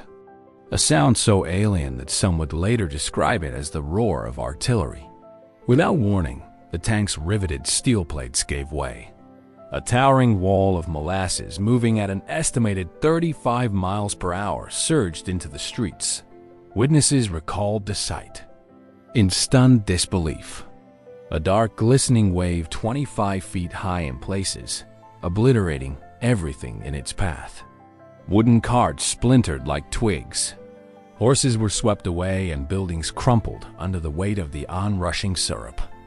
The disaster claimed 21 lives and injured more than 150. Those who survived spoke of being trapped in the sticky tide, struggling to breathe as the heavy liquid clung to their skin and pulled them down. Even days later, the stench lingered in the air, and Boston's harbor reportedly bore a brownish hue for months afterward. Yet, while the destruction was clear, the cause was far from straightforward. The official explanation pointed to engineering failure. Investigations revealed that the tank had been poorly constructed, its steel walls too thin for the immense pressure they held, and its seams leaking for years. Residents had complained of molasses oozing from the joints, but the company brushed off the warnings. In the bitter cold of January, some theorized that a sudden, unseasonable warm spell caused the fermenting molasses to expand, placing unbearable strain on the already compromised structure. But here, the story begins to branch into stranger territory. The molasses had been delivered only days before, shipped from warmer climates where it had been stored in heat. When combined with older fermenting stock inside the tank, the mix could have generated not just heat, but gas. Carbon dioxide builds silently until the pressure reaches a catastrophic tipping point. Could the Great Molasses Flood have been in part a chemical explosion? Some have speculated further. The year was 1919 and prohibition was on the verge of becoming law. Industrial alcohol distilled from molasses was in high demand, not just for legal use, but for the illicit market that was already stirring. The company faced intense scrutiny, both from government regulators and criminal enterprises. Was the disaster truly an accident? Or could it have been sabotage, an act of vengeance, or a calculated move to destroy evidence of improper dealings? This theory, while fringe, is not entirely without precedent. The early 20th century saw numerous acts of industrial sabotage, often tied to labor unrest or political extremism. In the years just prior, anarchist bombings had targeted factories, politicians, and financiers. Some residents whispered that the tank's destruction was no mechanical failure at all, but a deliberate attack masked as misfortune. Yet no conclusive proof ever emerged. Then there is the curious matter of how the molasses moved. Eyewitnesses spoke of its uncanny force, likening it to a living thing, its speed and power exceeding what many thought possible for such a dense liquid in cold weather. Engineers have since debated whether the wave's lethality was due solely to gravity and volume, or if there was some additional catalyst, a sudden release of gas or energy that propelled it forward faster than physics seemed to allow.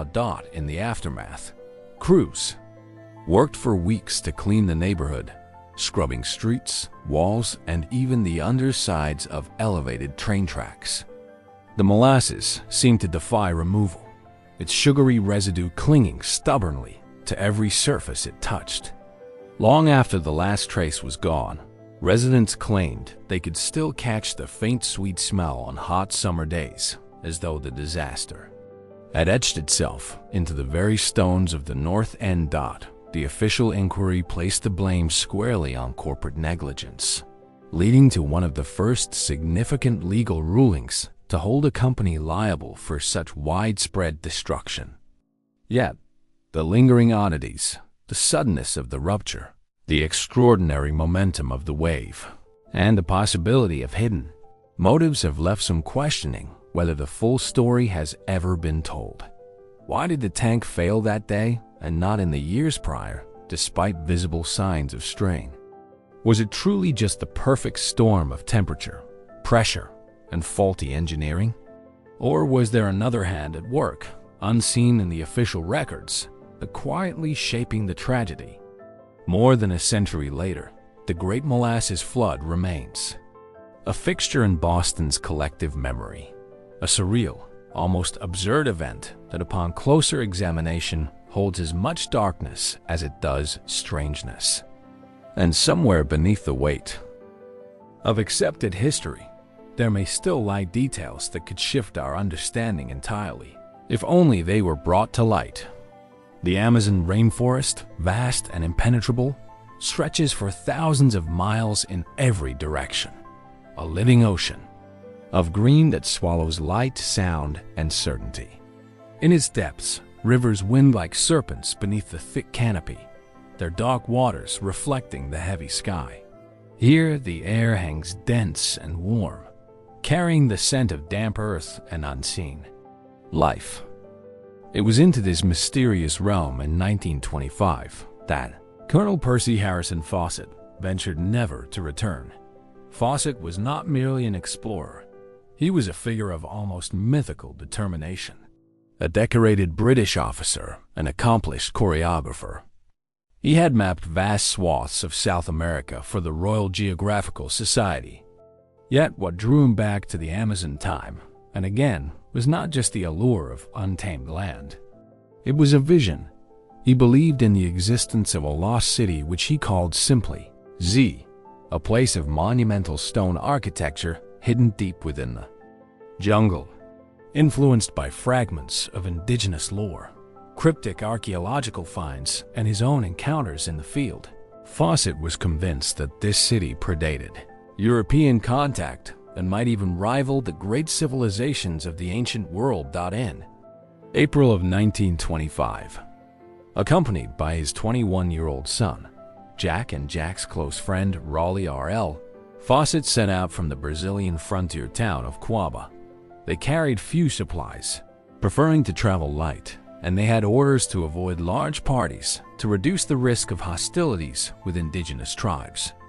For weeks, occasional letters made their way back, reporting progress and describing the oppressive beauty of the jungle. Then, after May 29th, the stream of messages ceased.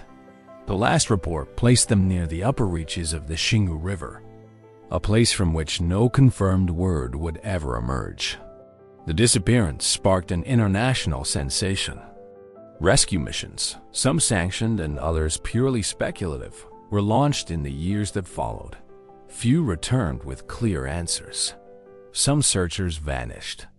Others came back with stories of hostility from indigenous groups, illness, or the sheer impossibility of penetrating the terrain. There were claims of sightings. A man resembling Fawcett living among a remote tribe, his son held captive, or even skeletal remains thought to be theirs.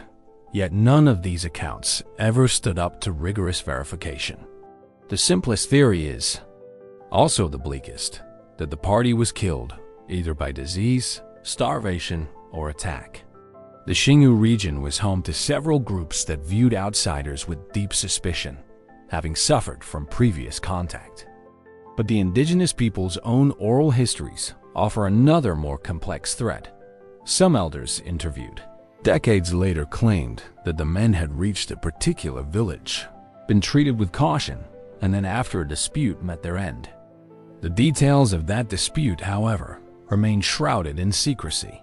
Then there are the more tantalizing possibilities.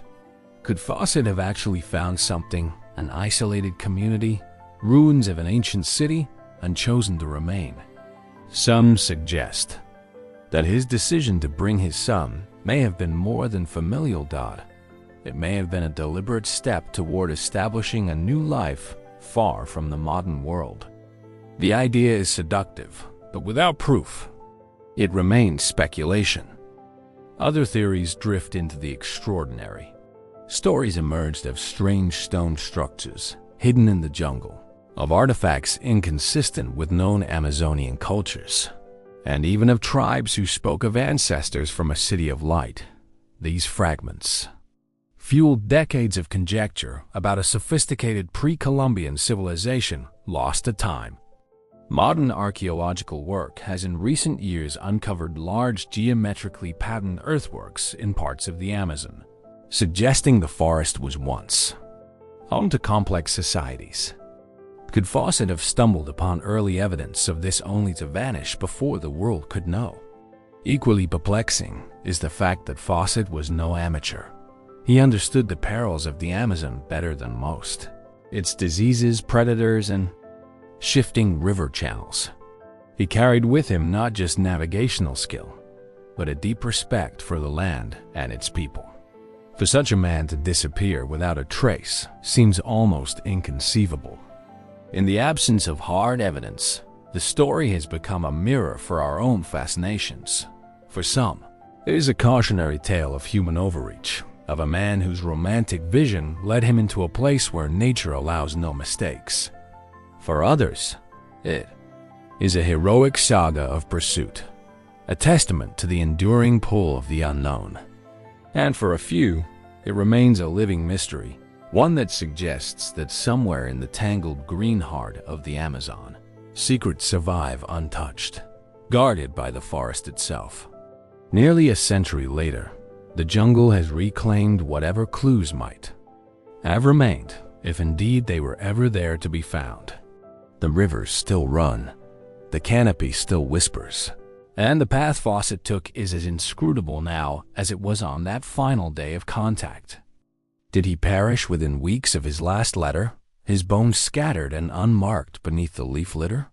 Did he find Z and choose silence over return?